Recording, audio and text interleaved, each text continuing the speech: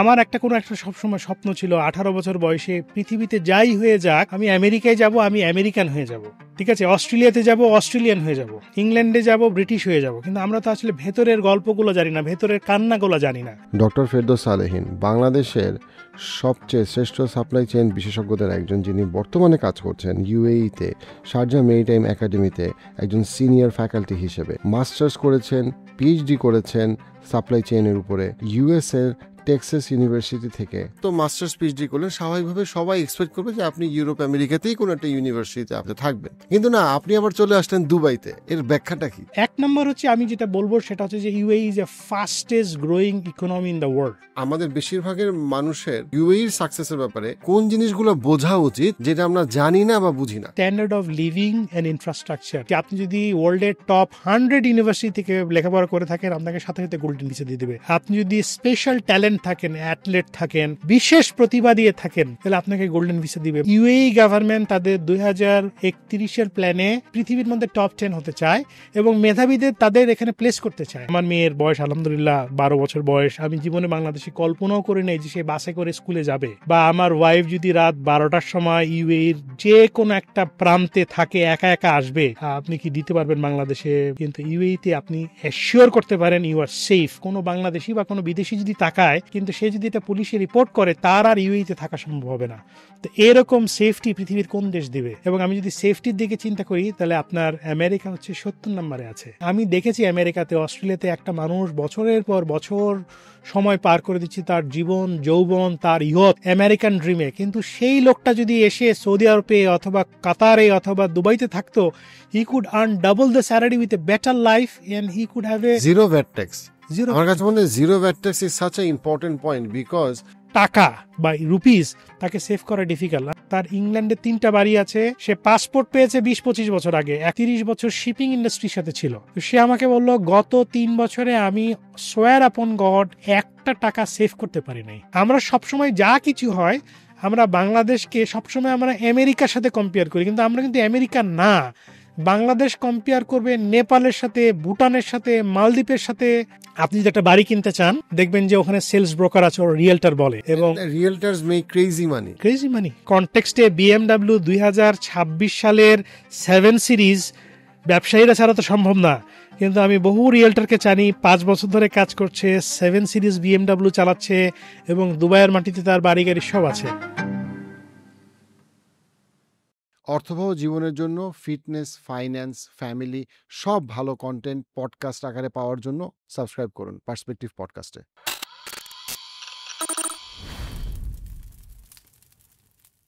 আসসালামু আলাইকুম ফেরদৌস ভাই, কেমন আছেন? ওয়ালাইকুম আসসালাম, ভালো আছি, ধন্যবাদ। আচ্ছা ভাইয়া, আপনার ক্যারিয়ারের কোনো আগামাথা আমার মাথায় ক্লিয়ার আছে। আপনার ক্যারিয়ারটা আমি একটু ছোট করে যদি সামারাইজ করি, সেটা হচ্ছে কি যে আপনি বাংলাদেশে একদম স্কুল, কলেজ, ইউনিভার্সিটিতে পড়ো একজন স্টুডেন্ট, যে কর্পোরেটে খুব ভালো করছেন মাশাআল্লাহ। আপনি সাপ্লাই চেইনে ডিরেক্টর লেভেলে ছিলেন, আপনি পার্টেক্স এবং আকিস গ্রুপে একদম টপ লেভেলে ছিলেন। সাধারণত ওই লেভেলে মানুষজন সাপ্লাই চেইনে যখন এত টপে উঠে গেছে, সে ওইটাই কন্টিনিউ করে। আপনি ওটা কন্টিনিউ করলেন। আচ্ছা, কি করলেন আপনি? আপনি পিএইচডি করলেন মালয়েশিয়াতে, আপনি অস্ট্রেলিয়াতে আপনি মাস্টার্স করলেন, আবার আপনি ইউএসএ তে ইউনিভার্সিটি অফ টেক্সাসে আপনি করছেন এমবিএ লজিস্টিক্স এর উপরে। তো তাও যদি করেন, তারপরে আপনার ওই একাডেমিক ক্যারিয়ারের একটা পার্ট আপনি যখন সাপ্লাই চেইন ছাড়ছেন, আপনি ব্র্যাক, ইউল্যাব এরকম ইউনিভার্সিটি গুলোতে আপনি ছিলেন। তারপরে যখন আপনি এত মাস্টার্স পিএইচডি করলেন, স্বাভাবিকভাবে সবাই এক্সপেক্ট করবে যে আপনি ইউরোপ আমেরিকাতেই কোনো একটা ইউনিভার্সিটিতে আপনি একাডেমিয়াতে থাকবেন, কিন্তু না, আপনি আবার চলে আসলেন দুবাইতে। এখন আপনি দুবাইতে বেসিক্যালি টিচিং প্রফেশনে আসছেন, এট দ্য সেম টাইম দুবাইয়ের সাপ্লাই চেইন লজিস্টিক্স নিয়ে আপনি গভর্নমেন্টের সাথে কাজ করতেছেন।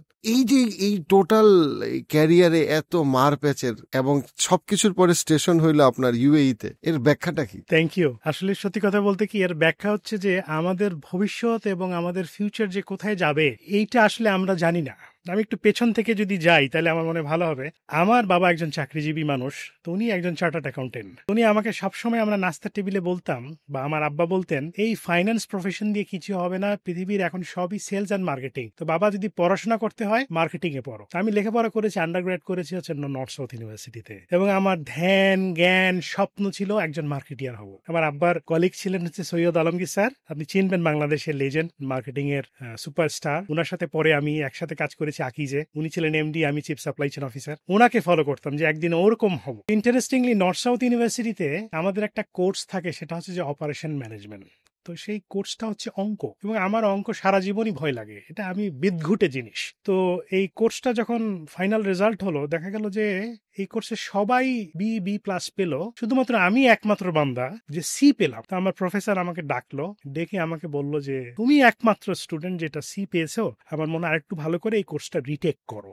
তার কথা মতো আমি কোর্সটা রিটেক করলাম, এবং নিয়তির কি খেলা, আমি রিটেক করার পর কোর্সটাতে ডি পেলাম। তো উনি আমাকে ডেকে বলল, আমার ক্যারিয়ারে সি থেকে রিটেক করে কোনোদিন ডি পাই নাই, তুমি আমাকে তোমার এই পাপি চেহারাটা আর কোনোদিন দেখাবা না। I feel so offended. আমি জানি আমি অঙ্কে ভালো না, এবারে বিদঘুটে জিনিস আমার ভালো লাগে না অপারেশন ম্যানেজমেন্ট, কিন্তু উনি আমাকে যেভাবে করে, মানে উনার কষ্ট, উনার ফেসিয়াল এক্সপ্রেশনটা আমার এখনো চোখে পড়ে। তো আমি ওই দিনকে শপথ নিয়েছিলাম যে আমি কিছু একটা করব। তো ওইটা আমি আর রিটেক করিনি। পরবর্তী পর্যায়ে যখন আমি লেখাপড়া শেষ করলাম, শেষ করার পরে আমার তো ওই জিদ, আমি রাতে ঘুমাতে পারি না। তো আমি ডিসাইড করলাম আমি এমবিএ করব অপারেশন ম্যানেজমেন্টে। It's very difficult. অঙ্ক জিনিসটা আমার কাছে কখনই সম্ভব না আমার পক্ষে, মুখস্থ করতাম। তো পরবর্তী পর্যায়ে আমি এমবিএ করলাম অপারেশন ম্যানেজমেন্টে। আলহামদুলিল্লাহ আমার একটা ভালো জিপিএ ছিল, জিপিএ 3.8। একটু সাহস বেড়ে গেল যে তা না পারি। তো তখন আমি চিন্তা করলাম যে আসে না ওই যে একটা তরুণ বয়সের আকাঙ্ক্ষা, সবাই মেড ইন আমেরিকা, আমেরিকায় যাব, নিজেকে আমেরিকান ভাবতে শুরু করলাম। তো ভর্তি হয়ে গেলাম ইউনিভার্সিটি অফ টেক্সাসের ডিপার্টমেন্ট অফ ইন্ডাস্ট্রিয়াল ইঞ্জিনিয়ারিং এ। এটা কিন্তু কমপ্লিট একটা শিফট। আমাকে আমার যে প্রফেসর, আমার এখনো খেয়াল আছে, জেমি ওয়াজার, তো সে আমাকে ইমেল করে বলল, আমাদের 50 বছর বা 100 বছরের ইতিহাসে বিজনেস ব্যাকগ্রাউন্ড থেকে কেউ ইন্ডাস্ট্রিয়াল ইঞ্জিনিয়ার হয় নাই। তো তুমি বিজনেস থেকে ইঞ্জিনিয়ারিং করবা, মানুষ ইঞ্জিনিয়ারিং করে এমবিএ করে। তো আমি বললাম আমি করব। তো আমার আব্বাকে আমি যখন বললাম যে আমি মাস্টার্স করতে যাব, তো আমার আব্বা বলল যে দেখো, বড় লোকের একটা ঘোড়া রোগ হয় না, তুমি একটা এমবিএ করে আসছো অস্ট্রেলিয়া থেকে, তারপরে সেকেন্ড মাস্টার্স করতে যাবা, আমার এটা কোনো দরকারই নেই, বরং চাকরি করো, কিছু আয় করো। আমি বললাম যে না, আমি করবো, দরকার হলে আমার একটা বাড়ি বিক্রি করে দিয়ে আমাকে পড়ো। তো বলে যে ঠিক আছে। তখনও জানেন আমি ইন্ডাস্ট্রিয়াল ইঞ্জিনিয়ারিং এ। তো মজার ব্যাপার হচ্ছে, আমেরিকাতে যে আমাকে কন্ডিশনাল অ্যাডমিশন দিল, যে তুমি অ্যাডমিটেড, কিন্তু তোমাকে 2 সেমিস্টার প্রুফ করতে হবে যে তুমি এখানে পারবা। তো প্রথম সেমিস্টারে সব ডিএফ পেলাম, সেকেন্ড সেমিস্টারও সব এফ। তো আব্বাকে বললাম যে আব্বা, আমি তো বাংলাদেশে চলে আসতে চাই, কারণ আমি 2 সেমিস্টারে সব কোর্সে তো সি ডি এফ দিয়ে অবস্থা খারাপ, এবং আপনি আমেরিকায় যদি F1 ভিসাতে আপনি যেতে চান, আপনাকে কিন্তু মিনিমাম বি পেতে হবে, আমার ভিসা ক্যান্সেল হয়ে যাবে। আমার আব্বা বললো যে দেখো, তুমি তোমার ইচ্ছাতে গেছো, তোমাকে আবার বলতেছি তোমার এই পাপি চেহারাটা তুমি আর বাংলাদেশে আনবা না। ওখানে যে whether you commit suicide, whether whatever you do, just go to hell, তুমি বাংলাদেশে আসবে না, তুমি হোয়াট এভার গেট ম্যারিড, কোনো ওখানে কারোর বিয়ে করে সেটেল করো। তারপরে আমি যেটা করলাম, আমি কিন্তু আপনার ওখানে একটা মোটেলে চাকরি নিলাম, আমার আব্বা কিছু ফান্ডিং করলো, ওখানে টিচার রাখলাম। টিচার রেখে যতগুলো ইন্ডাস্ট্রিয়াল ইঞ্জিনিয়ারিং এর প্রিরিকুইজিট কোর্স আছে, সেই প্রিরিকুইজিট কোর্সে আমি ভর্তি হলাম। ভর্তি হয়ে যাওয়ার পর একটা করে শেষ করলাম। তো শেষ করতে করতে তখন আমার মানে আসলে যে মানুষ আছে যে যেখানে আপনার ওই অভাগা যায় সেখানে নদী শুকিয়ে যায়, তো সেখানে আমার 2008-এ গেলাম, 2009, 2010 আমেরিকার 100 বছর ইতিহাসে সবচেয়ে বাজে সময়। ওইখানে আমি সকালবেলা যাই, দেখি জিএম এর একটা প্ল্যান বন্ধ হয়ে যাচ্ছে, নিশান থেকে 5000 লোক ছাঁটাই করে দিচ্ছে। তো আমাকে সবাই বললো যে আসলে তুমি একটা অভাগা, কারণ তুমি এখন আমেরিকা আসছে, আমেরিকা এখন কোনো জবই নাই। তো সেই সময় অ্যাপ্লাই করলাম ক্যানাডিয়ান পিআরে 2000-এ, তো 2010-এ। তো তখন ক্যানাডায় যাব। ক্যানাডায় যাওয়ার জন্য তো হয় কি যে ওরা একটা বলে, তো আমাকে বললো যে তুমি একটা কাজ করো, তুমি ক্যানাডার পিআর এর জন্য অ্যাপ্লাই করো, এবং আমেরিকার ডিগ্রি থাকলে এবং এক্সপিরিয়েন্স থাকলে পাওয়াটা সোজা। তো আমি ক্যানাডিয়ার পিআর এর জন্য অ্যাপ্লাই করলাম এবং মাশাআল্লাহ পেয়ে গেলাম। তো ক্যানাডার পিআর এর জন্য আপনাকে ক্যানাডা ইন করতে হবে, এবং সেই সময় আমার একটা বয়স হয়ে গেছে, getting excited to get married. ভাবলাম যে বাংলাদেশে যাই, বাংলাদেশে বিয়ে করে ওয়াইফ নিয়ে তারপর কানাডাতে যাব। আমেরিকার লাইফ তো কঠিন। আমি আপনাকে ছোট একটা এক্সাম্পল দেই।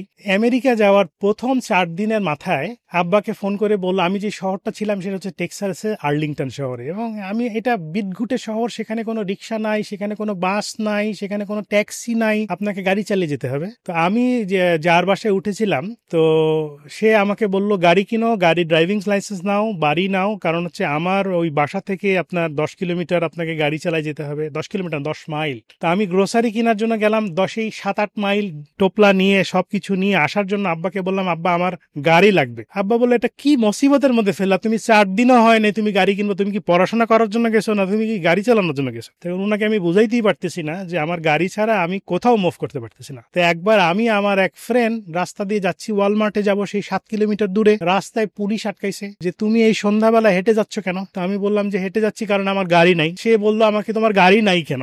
তো আমি বললাম যে আমার গাড়ি নাই কারণ আমার পয়সা নাই। এখন আমার এখনো খেয়াল আছে, আমি আমেরিকা যাওয়ার পর প্রথম 6 মাস আমার এক বাঙালি ভাইয়ের বাসায় ছিলাম। তারা পাকিস্তানি ইন্ডিয়ান তারা একসাথে একত্র করে থাকতো। তো কোনো ডর্মে থাকার সে পয়সা ছিল না, ভেরি এক্সপেন্সিভ। তো সে আমাকে বললো আপনাকে আমি থাকতে দিতে পারি অ্যাজ এ বাঙালি ভাই হিসেবে, কিন্তু আপনাকে ওই ড্রয়িং রুমের সোফার কোনায় যে জায়গা আছে ওখানে থাকতে হবে। তাই বললাম সেটাই থাকবো, কারণ আমার তো ড্রাইভিং লাইসেন্স না হলে বাড়ি নিতে পারবো না, আর ড্রাইভিং লাইসেন্স হতে গেলে আপনার গাড়ি কিনতে হবে আগে। বাংলাদেশ থেকে যে আপনি টাকা পাঠাবেন, আব্বা বললো বাংলাদেশ থেকে গাড়ি কেনার জন্য টাকা পাঠানোর কোনো পন্থাই নেই। আমি বাংলাদেশ ব্যাংকে গেছি, ব্যাংক এশিয়াতে গেছি, $4000 খুব কষ্ট করছে, কিন্তু পাঠানোর কোনো উপায় নাই। আমি চিন্তা করছি কাকে দিয়ে কিভাবে করা যায়। নো ওয়ে, তোমার যে টিউশন ফিসটা আছে সেটা পাঠাই দেওয়া যায় অনলাইনে, বাট সেটার কাগজ ডকুমেন্টেশন আছে, গাড়ি কেনার জন্য কোনো অথরিটি নাই। তো আমার এখনো খেয়াল আছে আমি একটা জাজিম কিনবো, তো ওখানে সেই 2010 সালে 8 সালে একটা জাজিমের দাম আমার কাছে চাইলো $1200। ওই ডাস্টবিনের পাশ থেকে আমি ওই জাজিম কিনে নিয়ে আসলাম। সেই জাজিমে রাত্রিবেলা ঘুমাইলাম ছাড় পোকার কামড়ে, ওই অ্যারাসোলের মতো মেরে, তারপরে ওই একটা কনভার্টার দিয়ে ঘুমাতাম। তো পরবর্তী পর্যায়ে মসজিদে গেলাম, এখানে গেলাম, ওখানে গেলাম, আমাদের একটু হেল্প করো, তো কেউ আমাকে হেল্প করলো না। তো পরবর্তী পর্যায়ে আমার লেখাপড়া হয়ে গেল, কিছুদিন চাকরি করলাম, তারপরে কানাডিয়ান ইমিগ্রেশন হয়ে গেল। তো এখন আমি কানাডিয়া পিআর এর জন্য কানাডায় মুভ করবো। তো আব্বা বলে এখন বিয়ে শাদী করো, বয়স তো হয়ে যাচ্ছে, চুল পড়ে যাচ্ছে। তো বাংলাদেশে আসলাম, বাংলাদেশে এসে আমি আমার ফিউচার ওয়াইফের সাথে ফ্যামিলি ভাবেই আমরা পরিচিত হলাম। তো এখন বাংলাদেশে যেটা হয়, আম্মা রান্না করে, এইটা করে, বউ আছে। বাংলাদেশ থেকে এত কষ্ট করে আবার কে যাবে, এটা সময় করতে করতে করতে ওইটা এক্সপায়ার হয়ে গেল। তো পরবর্তী পর্যায়ে আর মানে এই যে কষ্ট করেছি অস্ট্রেলিয়াতে আমেরিকাতে, ভাবলাম, আব্বা বললো যে বাংলাদেশে অনেক সুযোগ আছে, বাংলাদেশে চাকরি করো। তাই বাংলাদেশে চাকরি তখন শুরু করলাম। তো বাংলাদেশে আমি তখন মিনা বাজারে জয়েন করলাম এজ এ জেনারেল ম্যানেজার হিসেবে। পরবর্তী পর্যায়ে আমি এলজিতে জয়েন করি as a head of supply chain. তারপরে আমি আকিজের চিফ সাপ্লাই চেন অফিসার হলাম, পার্টেক্স গ্রুপে হলাম। তো আমার একটা স্বপ্ন ছিল যে আমি একটা পিএইচডি করব। তো পরবর্তী পর্যায়ে এই আমার এক যে ভূতটা যেটা চাপে, তো একজনের সাথে পরিচয় হলো, সে মালয়েশিয়ার ইউনিভার্সিটি প্রফেসর মামুন হাবিব। সে আমাকে বলল তুমি আমার সাথে পিএইচডি করতে পারো। তো আমি পিএইচডি করব, কমিটমেন্ট দিয়ে দিলাম। এখন সমস্যা হচ্ছে ওখানে যে দেখি আমি যে আজও মানে আসলে কপাল খারাপ থাকলে যেটা হয়, ডিপার্টমেন্ট অফ কোয়ান্টিটেটিভ সায়েন্সে আমার অ্যাডমিশন হয়েছে। কোথায় আমি মার্কেটিং আর ম্যানেজমেন্টে আমার মেজর, তারপর অপারেশন ম্যানেজমেন্ট, কোথায় কোয়ান্টিটেটিভ সায়েন্স, যেখানে তারা অ্যালগোরিদম ছাড়া, রিগ্রেশন অ্যানালাইসিস ছাড়া কিছুই বোঝে না। তো 2014 সাল থেকে আমি পিএইচডি শুরু করলাম। আমি প্রতি সপ্তাহে মালয়েশিয়া যেতাম, শুক্র শনিবার আমি মালয়েশিয়া থাকতাম, আমার প্রফেসরের সাথে ক্লাস করতাম, আবার রবিবারে এসে অফিস করতাম। তো আমি গ্রেটফুল, কারণ হচ্ছে আমার মিনা বাজার আমাকে একটা গ্রেট সাপোর্ট দিয়েছে ওভার দি পিরিয়ড অফ টাইমে। আমার যতগুলো বস ছিল আমাকে হেল্প করেছে, কারণ 2014 থেকে 2020 সাল এই পিরিয়ডটা আমাকে মনে হয় প্রায় 30-40 বার আমি গিয়েছি মালয়েশিয়ায়। আমি শেষ করলাম 2020-এ। তো আমার মনে আছে আমি যখন পিএইচডি শুরু করি, আমার মেয়ে তখন মাটিতে হামাগুড়ি দিত। যখন পিএইচডি শেষ করি সে তখন 8 বছর বয়স আর কি। এর মাঝখানে 2010 থেকে 2022 একটা লম্বা সময় আমি কাজ করলাম, প্রায় 12 বছর বিভিন্ন ইন্ডাস্ট্রিগুলোতে সাপ্লাই চেইন ট্রান্সফরমেশন। নিজেকে আবিষ্কার করলাম যে একটা কোম্পানিকে ট্রান্সফর্ম করার জন্য কি কি লাগে। তখন হলো কি যে একটা কোম্পানিকে সাকসেসফুলি ট্রান্সফর্ম করার পর 2 বছর বা 3 বছর পরে আরেকটা কোম্পানি বলে আমার এখানে কাজ করার। বাংলাদেশি মালিকরা যেটা হয় কি, যে দেশি যেটাকে বলে ডাল, এই দেশি ডাল বেশি দিন তারা ভালো পছন্দ করে না, তারা মনে হয় নতুন কি আছে সেটা দেখো। তো 2 বছর 3 বছর পরে তারা মনে করে যে আসলে তুমি চলে যাচ্ছ না কেন। তো বয়স যেহেতু কম, রক্ত একটু গরম, তো দেখা যায় যে একটু বেতন একটু বাড়বে, বিয়ে করছি, বাচ্চা হয়েছে, একটা জায়গা থেকে আরেকটু বেতন করতে করতে বেশ কয়েকটা কোম্পানিতে হয়ে গেল। তো মানুষের জীবনে যেটা হয় কি, বাংলাদেশে ওয়ার্ক লাইফ ব্যালেন্সটা খুব ডিফিকাল্ট। এবং আমার সারা জীবনই হচ্ছে আপনার রিসার্চের প্রতি একটা প্যাশন আছে। আমি 2012 সাল থেকে ব্র্যাক ইউনিভার্সিটিতে কাজ করে যে অ্যাসিস্ট্যান্ট প্রফেসর হিসেবে, ইউলাইভ ইউনিভার্সিটিতে, বাংলাদেশ ইউনিভার্সিটি প্রফেশনাল। তো পরবর্তী পর্যায়ে মনে হলো যে আমাদের আসলে সাপ্লাই চেনে যারা কাজ করি তাদের কোনো লাইফ নাই, সকালে দুপুরে রাতে। তো আমার ঠিক করছিলাম যে পিএইচডি যেদিন হয়ে যাবে সেদিনই আমি বলবো আসসালামু আলাইকুম, তারপরে আমি টিচিং প্রফেশনটা শুরু করব। তো মজার ব্যাপার হচ্ছে, যখন আমি টিচিং প্রফেশনে আমি গেলাম, যখন কর্পোরেটে ছিলাম, পার্টেক্স গ্রুপের সাপ্লাই চেইন ডিরেক্টর, আকিজ গ্রুপের চিফ সাপ্লাই চেইন অফিসার, সবাই বেল দেয়। কিন্তু যখন আমি ফুল টাইম বললাম যে আমি এখন তোমার জন্য প্রস্তুত, তো আপনারা যারা ধরেন সাপ্লাই চেইন ডিরেক্টর বা সাপ্লাই চেইন প্রফেশনে আছেন মাল্টিন্যাশনাল কোম্পানিতে, আমরা সবাই জানি স্যালারি লেভেলটা কেমন হয়। একটা অ্যাসিস্ট্যান্ট ম্যানেজার একটা এখন যে কোনো ভালো কর্পোরেট কোম্পানিতে 80 থেকে 1 লাখ টাকা বেতন পায় না, ডিরেক্টর লেভেলে তো 6 ফিগার আরো অনেক বড় ফিগার পায়। তো আমার এখন খেয়াল আছে একটা সুনামধন্য ইউনিভার্সিটি আমাকে আমি পোর্টফোলিও বললাম 52,000 টাকা বেতনে আমাকে অফার করছে। তখন আমার 2টা ড্রাইভার 2টা গাড়ি। তা আমার বউ আমাকে বলতেছে এই 52,000 টাকা দিয়ে খাবো কি, তোমার স্কুটার ভাড়া হবে কি? এবং কোনো ইউনিভার্সিটি আমাকে নিতে চায় না, যে না তুমি কর্পোরেট থেকে আসো, লেকচারার হিসেবে জয়েন করো। তো আমার তখন মনে আছে যে এত চেষ্টা করলাম, এখানে ধরি ওখানে ধরি, ফুল টাইম হিসেবে ইউনিভার্সিটিতে কাজ করব। তো সেই মাঝখান থেকে আবার ভূত বলল যে না ইউনিভার্সিটি হবে না, তুমি একটা কাজ করো, তুমি অন্য আরেকটা কোম্পানিতে জয়েন করো। তো হয় কি বাংলাদেশে কর্পোরেট গুলোতে, দেশি কোম্পানিগুলোতে স্ট্রেস সবকিছু মিলায়, তখন কোভিড চলে আসছে, ফ্রাস্ট্রেটেড একটা অবস্থা। তখন হঠাৎ করে আমার ভাই, যে আমার ওয়াইফের যে বড় ভাই, তো সে দুবাইতে থাকে, তো সে আমাকে বলে ফেরদৌস তোমার তো লেখাপড়া আছে, তুমি কেন বাংলাদেশে পড়ে আসো? আমি বুঝি না। আমার যেহেতু আসলে আমি একমাত্র ছেলে, আমার আব্বা আম্মা দুজনই অসুস্থ, আমার আম্মার তো পার্কিনসন আছে, আব্বার কিডনি পেশেন্ট, তো আমার একটা ফ্যামিলি কমিটমেন্ট আছে তাদের সাথে থাকার, এবং I enjoy the family values. তো সেটা একটা পিছু টান আছে, সেটা যেখানে যেতে চাই একসাথে। তো আমি বললাম যে না ভাই, আমি যদি আমেরিকায় যাই, আমার আমেরিকার লাইফটা আমি দেখেছি, এত কঠিন লাইফ আমার পক্ষে আর নতুন করে সম্ভব না। তা আবার আমি ইন দ্য মিন টাইম আমি বিবিএ করার পরে 1 বছর ইংল্যান্ডে ছিলাম, তখন ইন্টার্নশিপ করেছি। আমি ইংল্যান্ড দেখেছি, অস্ট্রেলিয়া দেখেছি, কানাডা দেখেছি। তা আমি আসলে ওই লাইফটা আবার ফিরে পেতে চাই না, যেখানে ভেরি টাফ। সিঙ্গাপুর আমাকে বলো, সিঙ্গাপুরে চেষ্টা করো, মালয়েশিয়াতে চেষ্টা করো, দুবাইতে চেষ্টা করো। তো আমার একটা প্রায়োরিটি ছিল যে আমি যেখানেই যাব, I want to bring my parents with me. তো ইউকে, আমেরিকা, অস্ট্রেলিয়া, কানাডা এটা বাদ, কারণ পাসপোর্ট থাকলে আপনি এটা সাপোর্ট করতে পারবেন। তো আমার ব্রাদার ইন ল তখন আমাকে বললো যে আমি তোমাকে বলতে পারি, তুমি ইউএইতে যদি চেষ্টা করো, তাদের একটা স্কিম আছে, if you are the only child you can take your parents, but it is not that easy, but they have an option. তখন আমি বিভিন্ন জায়গায় প্রায় 2 মাস, 3 মাস, 4 মাস, 5 মাস ধরে চেষ্টা করলাম, এবং ভেরি ইন্টারেস্টিংলি, আপনি বিশ্বাস করবেন কিনা জানি না, যে এই ফেডারেল গভর্নমেন্টে যেটা আছে ভিশন 2031, সেখান থেকে আমার একটা অফার আসলো যে তুমি আমাদের সাথে ইউএই সাপ্লাই চেইন ট্রান্সফরমেশনে কাজ করো, যেটা হচ্ছে যে ইন্ডাস্ট্রি এবং একাডেমি কোলাবোরেশন। অর্থাৎ তারা চাচ্ছে যে এই 2031 সালে ইউএই যেখানে যাবে, তার জন্য সাপ্লাই চেইন অ্যান্ড লজিস্টিক্স একটা বড় ফিল্ড, সেই ফিল্ডটাকে ট্রান্সফর্ম করার জন্য যে এডুকেশনটাকে ডেভেলপ করতে হবে, ডেভেলপ করার জন্য তারা সাপ্লাই চেইনেরই লোক চাচ্ছে, having all PhD degree top 100 university থেকে, যারা ইন্ডাস্ট্রিটাকে বোঝে। তো মজার ব্যাপার হচ্ছে, তখন আমি বললাম যে না, আমি যেতে পারবো না, আই নিড সাপোর্ট, আমার ফ্যামিলি এটা ওটা বলো, তোমরা আসো। ভেরি ইন্টারেস্টিংলি আমি গেলাম আমার ওয়াইফকে নিয়ে, আমার বাচ্চাকে নিয়ে, তারা আমাকে ভিসা সাপোর্ট দিল, এবং উইদিন 3 মান্থসের মধ্যে তারা আমার আব্বা আম্মাকে মানে ভেরি স্পেশাল কেসে স্পেশাল ট্যালেন্ট হিসেবে তারা রেসিডেন্সি দিয়ে দিল। আলহামদুলিল্লাহ, আমার আব্বা আম্মা স্ত্রীকন্যা নিয়ে আমরা আছি। তো আমি যেটা বিশ্বাস করি সেটা হচ্ছে, আমার মনে হয় ইউএই পৃথিবীর একমাত্র দেশ আমি যতটুকু জানি, তাদের হিউম্যানিটি এত একটা চরম লেভেলে আছে, দে ভ্যালু ট্যালেন্ট, দে ভ্যালু পিপল, এবং তারা আপনাকে রিটেন করার জন্য সবকিছু করতে পারে। তো আসলে ইউএইটা আমার মনে হয় দিস ইজ দ্য রিজন যে আমার আব্বা আম্মাকে তারা, আলহামদুলিল্লাহ, শুকর আলহামদুলিল্লাহ, I am grateful to the UAE government and the UAE, যে এই সাপোর্টটা আমার মনে হয় পৃথিবীতে আর কোথাও নেই। এই জন্য হচ্ছে সারা পৃথিবী ঘুরে দুবাইতে আছি আর কি।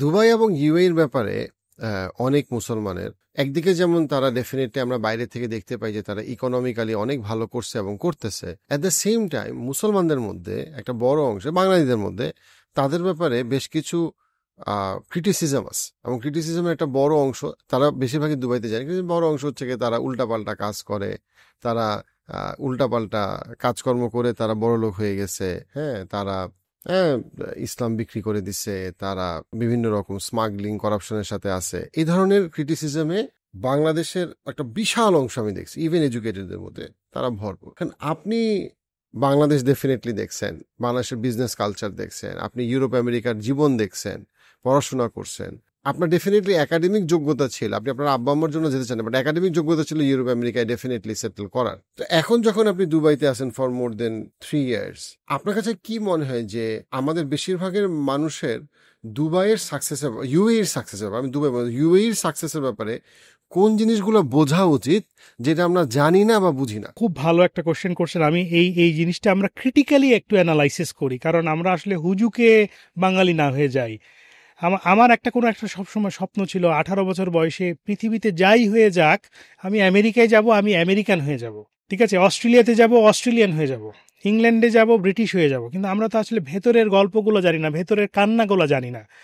প্রথম কথা হচ্ছে যে দেখেন, আমি কিন্তু খুব ভেত বাঙালি, তো যেমন আমার বাসায় প্রতিদিন বেগুন ভর্তা হয়, টমেটো ভর্তা হয়, বরবটি ভর্তা হয়। আমার ওয়াইফ খুব বিরক্ত আমার উপরে। তো আমাকে বলো যে তুমি দুটো জিনিস জীবনে ছাড়তে পারলা না, একটা হচ্ছে ভর্তা খাওয়া আর একটা হচ্ছে যে লুঙ্গি পরা। মানুষ কি নিজেকে বদলাইতে পারে? পারে, হয়তো ইংরেজিতে আপনি ভালো কথা বলছেন, এই যে স্যুটটাই পরে বসে আছি, কিন্তু বাসায় কিন্তু আমি লুঙ্গি পরি। আমরা দিন শেষে আমরা কিন্তু একটা, আমাদের বিশ্বাস করতে হবে যে আমরা মধ্যবিত্ত পরিবার থেকে বেড়ে ওঠা একটা ফ্যামিলি। আব্বা আম্মাকে দেখেছি, আমার এখনো খেয়াল আছে, আমার আব্বা জুতা দিয়ে আমাকে পিটাইতো আর আমার আম্মা আমাকে ডাল ঘুটনি দিয়ে পিটাইতো কোনো কিছু হলেই। এবং সন্ধ্যা 6টার পর যদি বাসায় না যেতাম, ওই পড়তে বসতে হবে হাত মুখ ধুয়ে। আমরা কিন্তু অস্বীকার করতে পারবো না। তো ওইটা কিন্তু আমাদের মাইন্ডের ভিতরে আছে। আমরা দিন শেষে মুসলমান, আমরা যদি প্র্যাকটিসিং মুসলিম নাও হই, দিন শেষে মুসলমান। তো ইউএই কে একটা, আমাদের যে কন্টেম্পোরারি নতুন জেনারেশন আছে যারা হাইলি এডুকেটেড, ট্যালেন্টেড, যাদের গ্লোবাল এডুকেশন আছে, তারা কেন কনসিডার করবে? আমরা একটু লজিক্যালি চিন্তা করি। আপনার যে কোয়েশ্চেনটা আছে আমি আসতেছি। এক নম্বর হচ্ছে, আমি যেটা বলবো সেটা হচ্ছে যে UAE is a fastest growing economy in the world. যে তাদের জিডিপি গ্রোথ বলি, এমপ্লয়মেন্ট রেট বলি, ফরেন ট্যালেন্ট রিটেনশন বলি, এটা ফাস্টেস্ট গ্রোয়িং। এবং তারা, আমরা ইউএই কিন্তু ইউনাইটেড আরব আমিরাত, এবং আমরা এটাকে দুবাই বলেছি। দুবাই কিন্তু দেশ না, দুবাই একটা হচ্ছে স্টেট। লাইক হচ্ছে আপনার নিউ ইয়র্ক শহরের মতো, অথবা আপনার লন্ডন শহরের মতো, অথবা কুয়ালালামপুরের মতো। কিন্তু UAE is a very conservative country. আপনি যদি অন্য অন্য স্টেটগুলোতে যান, আবুধাবিতে যান, আমি যে শহরে যাই সেই শহরে আমি যদি বলি ফুজায়রাতে, যেখানে আপনি তাহাজ্জুদ নামাজ পড়তে পারবেন, রাতে তাহাজ্জুদের পরে জিকির শুরু হয়ে যাচ্ছে, ছেলেমেয়েরা জিকির করে, নামাজ পড়ে, ছেলেরা পর্দা করে, মেয়েরা তো করেই, মেয়েরা পর্দা করে, ছেলেরা পর্দা করে। তো ইউএইর অন্যান্য যে শহরগুলো আছে ইজ ভেরি কনজারভেটিভ। তো এক নম্বর আমি বলবো হচ্ছে যে ফাস্টেস্ট গ্রোয়িং ইকোনমি, যেখানে employment rate high, health and safety আছে, টেকনোলজিক্যালি অ্যাডভান্সড। 2 নম্বর হচ্ছে ইউএই তাদের ইসলামিক কালচার এবং ফ্যামিলি ভ্যালুজ নিয়ে কখনোই কম্প্রোমাইজ করে না। আমরা দুবাইটাকে বাদ দিই, কারণ দুবাইতে আমার মনে হয় যে 90% পপুলেশন আর এক্সপ্যাটস, ইউরোপিয়ান, আমেরিকান, অস্ট্রেলিয়ান, রাশিয়ান। দেখেন, আপনি যদি থাইল্যান্ডের পাতায়াতে যান, থাইল্যান্ডের পাতায়াতে যারা যায় তাদের কিন্তু একটা বড় অংশ night life is very important. আমার যারা কলিগ আছে, যারা ইউরোপিয়ান কলিগ আছে, একটা জায়গায় বসলে তারা কিন্তু একটা বিয়ার খায়, বিয়ার নিবে, এটা তাদের জন্য ভেরি ন্যাচারাল। সিগারেট খাওয়া, বিয়ার খাওয়া ইটস ভেরি সিম্পল, আমাদের সমাজের সাথে না। আপনি যদি একটা রাশিয়ানকে অথবা আমেরিকানকে, একটা অস্ট্রেলিয়ানকে যদি অ্যাট্রাক্ট করতে চান, তাদের তো সেই পরিবেশ দিতে হবে, রাইট? তো আমার মনে হয় যে ইউএই ফরেনারদের একটা ট্যুরিজম কান্ট্রি, ট্যুরিজমকে অ্যাট্রাক্ট করার জন্য যা কিছু আছে তারা সেটাকে অ্যাভেল করেছে। মালয়েশিয়া, কুয়ালালামপুরের মতো, থাইল্যান্ডের মতো, দুবাইতে করেছে। কিন্তু দুবাইয়ের বাইরে শারজাতে অ্যালকোহল ইজ রেস্ট্রিক্টেড। আপনি চাইলেই যে কোনো পাব, যে কোনো জায়গায় আপনি কোনো অবৈধ কাজ করতে পারবেন না, ইটস হাইলি রেস্ট্রিক্টেড। আমি যদি বলি ফ্যামিলি ভ্যালুস, আমি যেখানে যে শহরে থাকি সেই শহরে আমি 5 ওয়াক্ত আজান শুনতেছি, তাহাজ্জুদের নামাজ মানুষ যেতে পড়তেছে। মজার ব্যাপার হচ্ছে, আমি বাংলাদেশের কথা বলি, বাংলাদেশে আমরা যখন রোজার মাস আসে আমাদের একটা ফেস্টিভ শুরু হয়ে যায়, ইফতারি, আবার সেহেরি পার্টি। সেহেরিতে আবার দেখা যাবে বড় বড় কোম্পানিগুলো, ব্যাংকগুলো, টেলিকম কোম্পানি স্পন্সর করে। ইউইতে যে দেখলাম সেহেরির কোথাও বাইরে নাস্তা বা সেহেরি বা ইফতার করার কোনো ব্যবস্থা নাই। দেখলাম কেন? বলে ইফতার অথবা সেহেরি এটা তো রোজার মাসে তুমি সংযমে, ওরা একটা খেজুর দিয়ে দুধ দিয়ে বাসায় করে, এবং কোনো জায়গায় কোনো অনুষ্ঠানই ওদের হয় না। আমি এটা পৃথিবীর কোথাও আমি দেখি নাই। বাংলাদেশে কি হয়, আপনি বসুন্ধরাতে যান, আপনি ইস্টার্ন প্লাজাতে যান, আপনি বিভিন্ন জায়গাতে যান, আমাদের একটা ফেস্টিভ সিজন, আমাদের ওয়েট 5 কেজি 10 কেজি বেড়ে যায় খেতে খেতে খেতে খেতে। ইউএইতে কিন্তু হয় না, মুসলিম দেশে কাতারে কিন্তু এটা হয় না। এবং আমি আমাদের বাসার থেকে সমুদ্র পাড়টা খুব কাছে, এবং আমাদের যখন আমরা যে বলি এটা আমব্রেলা বিচ, আপনি দেখবেন ওইখানে ছেলেমেয়েরা খুব আর্লি বিয়ে করে। মেয়েরা 18 বছরে তাদের এঙ্গেজমেন্ট হয়ে যায়। দেখা যাবে যে গ্র্যাজুয়েশন করার পর সে জানে তার ফিউচার পার্টনার কে, এবং সে দেখা যায় 18, 19, 20, 21 তারা they get married and settle down. আপনি একটা পার্কে যাবেন, দেখবেন যে হাজবেন্ড ওয়াইফ ইসলামিক পারমিশন যেভাবে দেওয়া আছে সেভাবে তারা লিড করে, ছেলে মেয়ে নিয়ে তারা সময় স্পেন্ড করছে। তারা একটা প্র্যাকটিসিং মুসলিম হিসেবে যা যা করা দরকার ঠিক সেভাবে করে। আমি যেহেতু ইউনিভার্সিটিতে পড়াই, আমার যারা স্টুডেন্ট 18 থেকে 22 বছর, আমি তো বাংলাদেশে ইন্ডিপেন্ডেন্ট ইউনিভার্সিটি পড়িয়েছি, নর্থ সাউথে পড়েছি, ইউল্যাবে পড়িয়েছি। আমি বলবো যে কোনো মেয়েকে আমি দেখিনি তারা নেল পলিশ দেয়। তো আমি রিজনটা জানতে চাইলাম, কারণটা কি? কারণ হচ্ছে যেহেতু তারা নামাজ পড়ে, এবং অনেক স্টুডেন্ট আছে আমাকে রোজার মাসে বলছে তোমার এই পরীক্ষা দিলে চলবে, তা আমাকে তো জিকির করতে হবে, কোরআন শরীফ পড়তে হবে, আমাকে সেহেরিতে উঠে আমাকে আল্লাহকে জবাব দিতে হবে না? তো এই ভ্যালুসগুলো মানে UAE they retain their culture, their heritage, Islamic values. আমার কাছে আমাকে যদি মনে হয় বলে যদি আপনার সবচেয়ে কোন জিনিসটা ভালো লাগে, তাই আমি বলবো যে তাদের ভ্যালুস অ্যান্ড তাদের কালচার। পরবর্তী আরেকটা জিনিস আমার কাছে খুব অ্যাট্রাক্ট করে সেটা হচ্ছে যে হালাল ফুড। আমার মনে হয় পৃথিবীর দুইটা দেশ আমার কাছে খুব ভালো লাগছে, একটা হচ্ছে মালয়েশিয়া আর একটা হচ্ছে ইউএইতে। আপনি কেএফসিতে যান, ম্যাকডোনাল্ডসে যান, যে কোনো জায়গায় যেয়ে আপনি হালাল ফুডটা পাচ্ছেন, কিন্তু আপনি কি আমেরিকা অস্ট্রেলিয়াতে পাবেন? তো আমরা কিন্তু একটা হালাল ফুডের ব্যাপারে নামাজ না পড়লেও অসুবিধা নাই, ঘুষ খাইলেও অসুবিধা নাই, কিন্তু হালাল ফুডের ব্যাপারে একটু বেশি চুজি, তো সেই জিনিসটা আপনি পাবেন। আরেকটা বড় ব্যাপার সেটা হচ্ছে যে this is the safest country in the world. আপনি কি আপনার মেয়েকে, আমার মেয়ের বয়স আলহামদুলিল্লাহ 12 বছর বয়স, আমি জীবনে বাংলাদেশে কল্পনাও করি নাই যে সে বাসে করে স্কুলে যাবে, বা আমার ওয়াইফ যদি রাত 12টার সময় ইউএইর যে কোনো একটা প্রান্তে থাকে একা একা আসবে, আপনার বোন, আপনার মা, আপনার স্ত্রী, আপনি কি দিতে পারবেন বাংলাদেশে মিরপুরে অথবা মতিঝিলে? কিন্তু ইউএইতে আপনি অ্যাসিওর করতে পারেন ইউ আর সেফ। কোনো আমিরাতি তো তাকে চোখ চোখ তুলে তাকাবে না, বা কোনো বাংলাদেশি বা কোনো বিদেশি যদি তাকাতে পারে, কিন্তু সে যদি এটা পুলিশে রিপোর্ট করে তার আর ইউএইতে থাকা সম্ভব হবে না। তো এরকম সেফটি পৃথিবীর কোন দেশ দিবে? ইউএই হচ্ছে পৃথিবীর second safest country in the world. Iceland হচ্ছে সেফেস্ট, সেকেন্ড সেফেস্ট হচ্ছে ইউএই। এবং আমি যদি সেফটির দিকে চিন্তা করি তাহলে আপনার আমেরিকা হচ্ছে 70 নম্বরে আছে। তো আমার মনে হয় যে যদি আপনি সেফটির ব্যাপারে কনসিডার করেন, এটা একটা বড় ব্যাপার। আরেকটা আমি বলবো সেটা হচ্ছে যে this is the best place to raise your kids.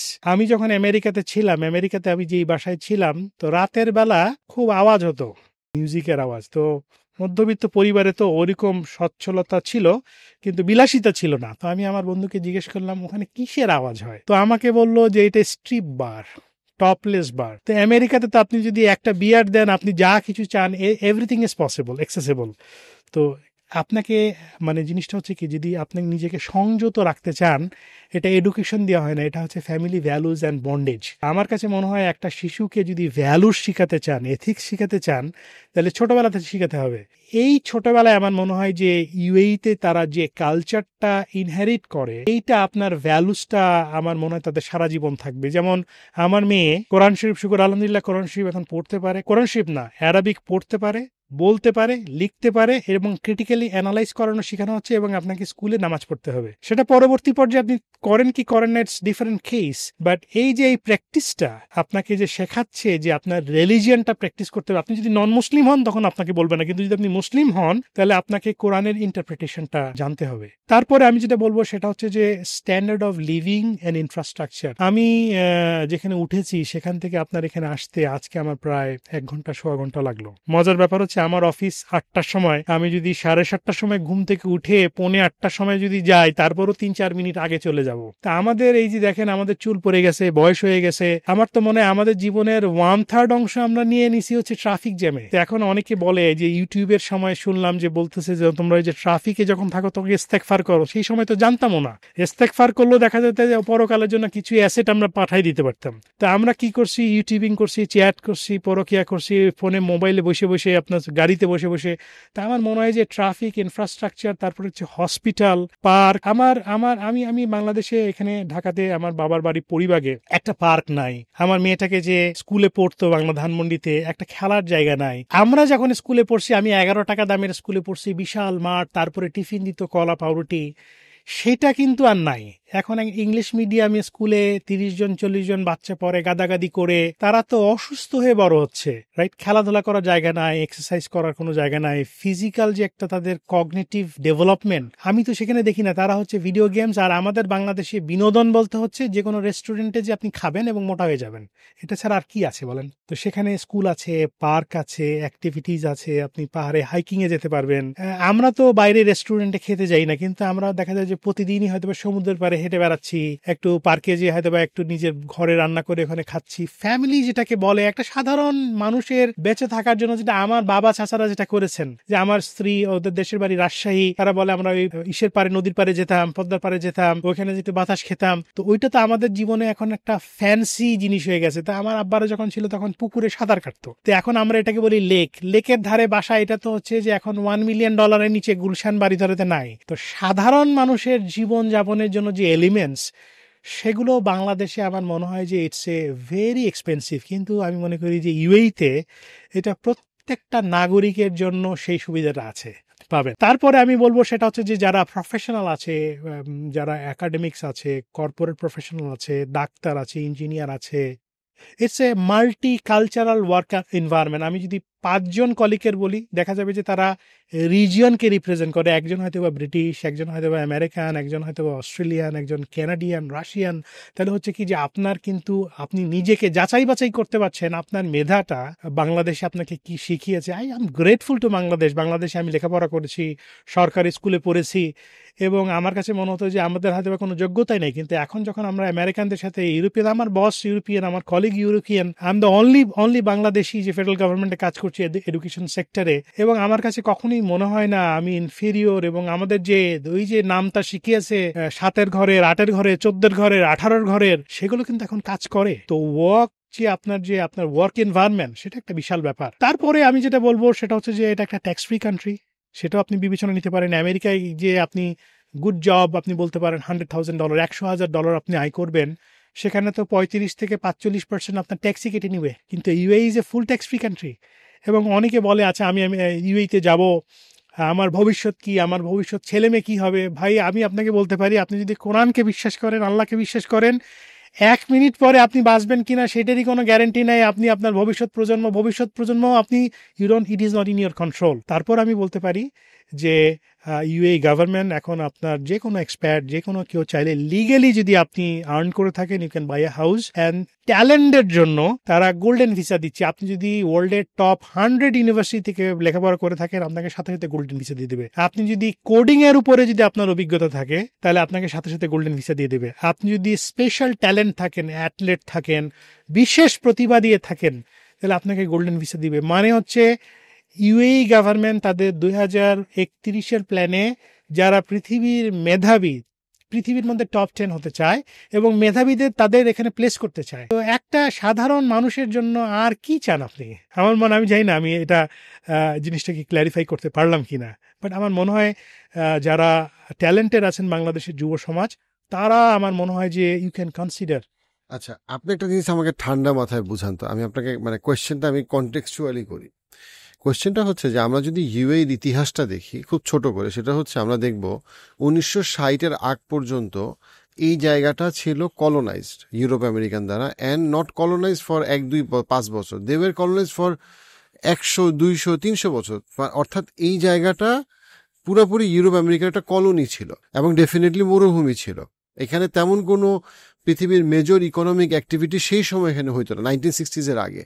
Fast forward 1960-এ তারা প্রথম সামওয়াট ফ্রিডমটা পাইল, নিজের মতো করে এটাকে ঠিক করার শুরু করলো।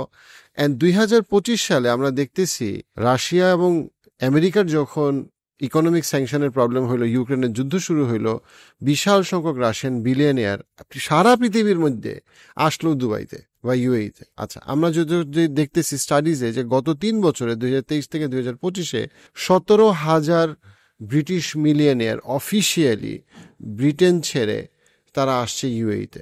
সো দ্য হোল ওয়ার্ল্ড, ইন্ডিয়ানরা এখন ইউএইতে নিজেদেরকে সেফ ফিল করতেছে। I am not talking about average Indians, I am talking about the elite Indians.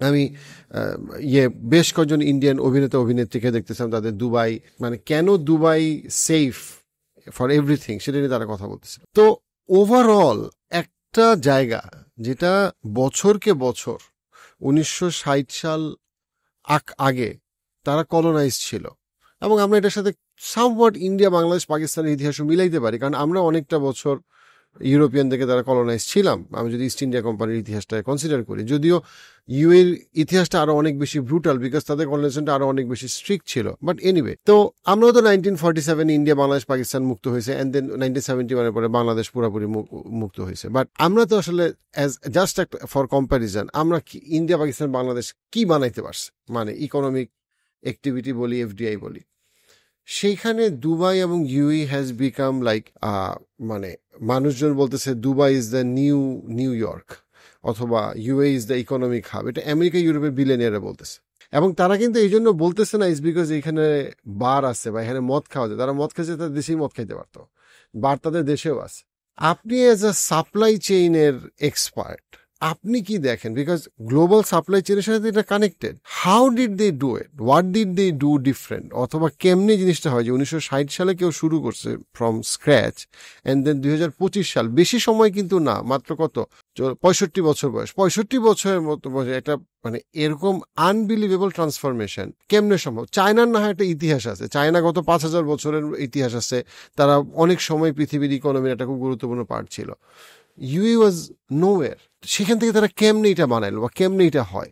এটা আমার কাছে এখনো আজব মনে হয়। দেখেন, আমার কাছে আপনি যদি খুব স্পেসিফিক্যালি আপনি আমাকে জিজ্ঞেস করেন, তো আমি তাদের বলবো যে তাদের যে লিডারশিপ, তাদের ভিশন, তাদের কমিটমেন্ট এবং তাদের দেশের জন্য, দেশের মানুষের জন্য যে সততা, আমি আপনাকে এই উত্তরটা নাম্বারস, ফ্যাক্টস অ্যান্ড ফিগার্স দিয়ে দুভাবে বলা যায়। একটা হচ্ছে আমি যদি ইমোশনালি বলি একরকম হবে, আরেকটা হচ্ছে যে ফ্যাক্টস অ্যান্ড ফিগার্স দিয়ে বলি, তাহলে আমার মনে হয় জিনিসটা অনেকটা ক্রেডিবল হবে, রাইট? ইউএইতে 2022 সালের 22শে নভেম্বর ইউএই গভর্নমেন্ট একটা রেজুলেশন পাশ করেছে, অর্থাৎ ভিশন 2031, অর্থাৎ 2031 সালে ইউএই গভর্নমেন্ট কোথায় যেতে চায় তাদের একটা খসড়া, এবং এই খসড়াটা করা হয় যে একটা 10 বছরের road map to double the economy. এখন আমাদের যেটা হয় কি, আমাদের বাংলাদেশে আমরা অনেক কিছু প্ল্যান করি কিন্তু এক্সিকিউশন নাই। তো আমি আপনাকে এই জিনিসটা বলবো যে তারা কত গভীরে করেছে, এবং এই যে তারা ডিটেল প্ল্যান করেছে, এবং ডিটেল প্ল্যান করাতে একাডেমিশিয়ান, ইন্ডাস্ট্রি প্রফেশনাল, সাধারণ জনগণ প্রত্যেককে ডটেড লাইনে তাদের কেপিআই আছে, এবং তাদের এই যে ডাবল ইকোনমি তারা কোথা থেকে করবে, তারা কিন্তু খুব কোর ম্যানুফ্যাকচারিং এ যায়নি যেখানে খুব লেবার ইন্টেন্সিভ, তারা কিন্তু সার্ভিস ইন্ডাস্ট্রিতে গেছে, কারণ তাদের তো জনবল কম এবং মোস্টলি এক্সপার্টরা কাজ করে। তা আপনি দেখেন তাদের রোড ম্যাপের মধ্যে আছে, এই আমি যে ইনফরমেশনগুলো দিচ্ছি, দিস ইজ পাবলিকলি অ্যাভেলেবল, আপনি যদি UAE.gov-এ যান ইউ উইল গেট ইট। আমি এখানে আমাদের ডিসকাশনের জন্য একটু সামারি করে বলছি। তারা যে ইকোনমিটা করতে চায়, দ্য ডাবল দ্য ইকোনমি, যে তারা চায় হচ্ছে more on innovative, diversified and sustainable future. UAE যেহেতু তাদের একটা তেলের একটা সম্পদ আছে, তেলের মাইন্ড আছে, তারা এই অয়েল বেসড ইকোনমি থেকে কমপ্লিটলি তাদের ইকোনমিটা শিফট করতে চাচ্ছে উইদিন 10 ইয়ার্সের মধ্যে, এবং তারা কি চাচ্ছে, value added industry, hi tech industry, advance manufacturing and tech based. এবং তাদের যে গভর্নমেন্ট, তারা যা কিছু এই যে ট্রান্সফরমেশন করছে, তাদের 4টা শক্ত পিলার আছে। এই পিলারটা কি?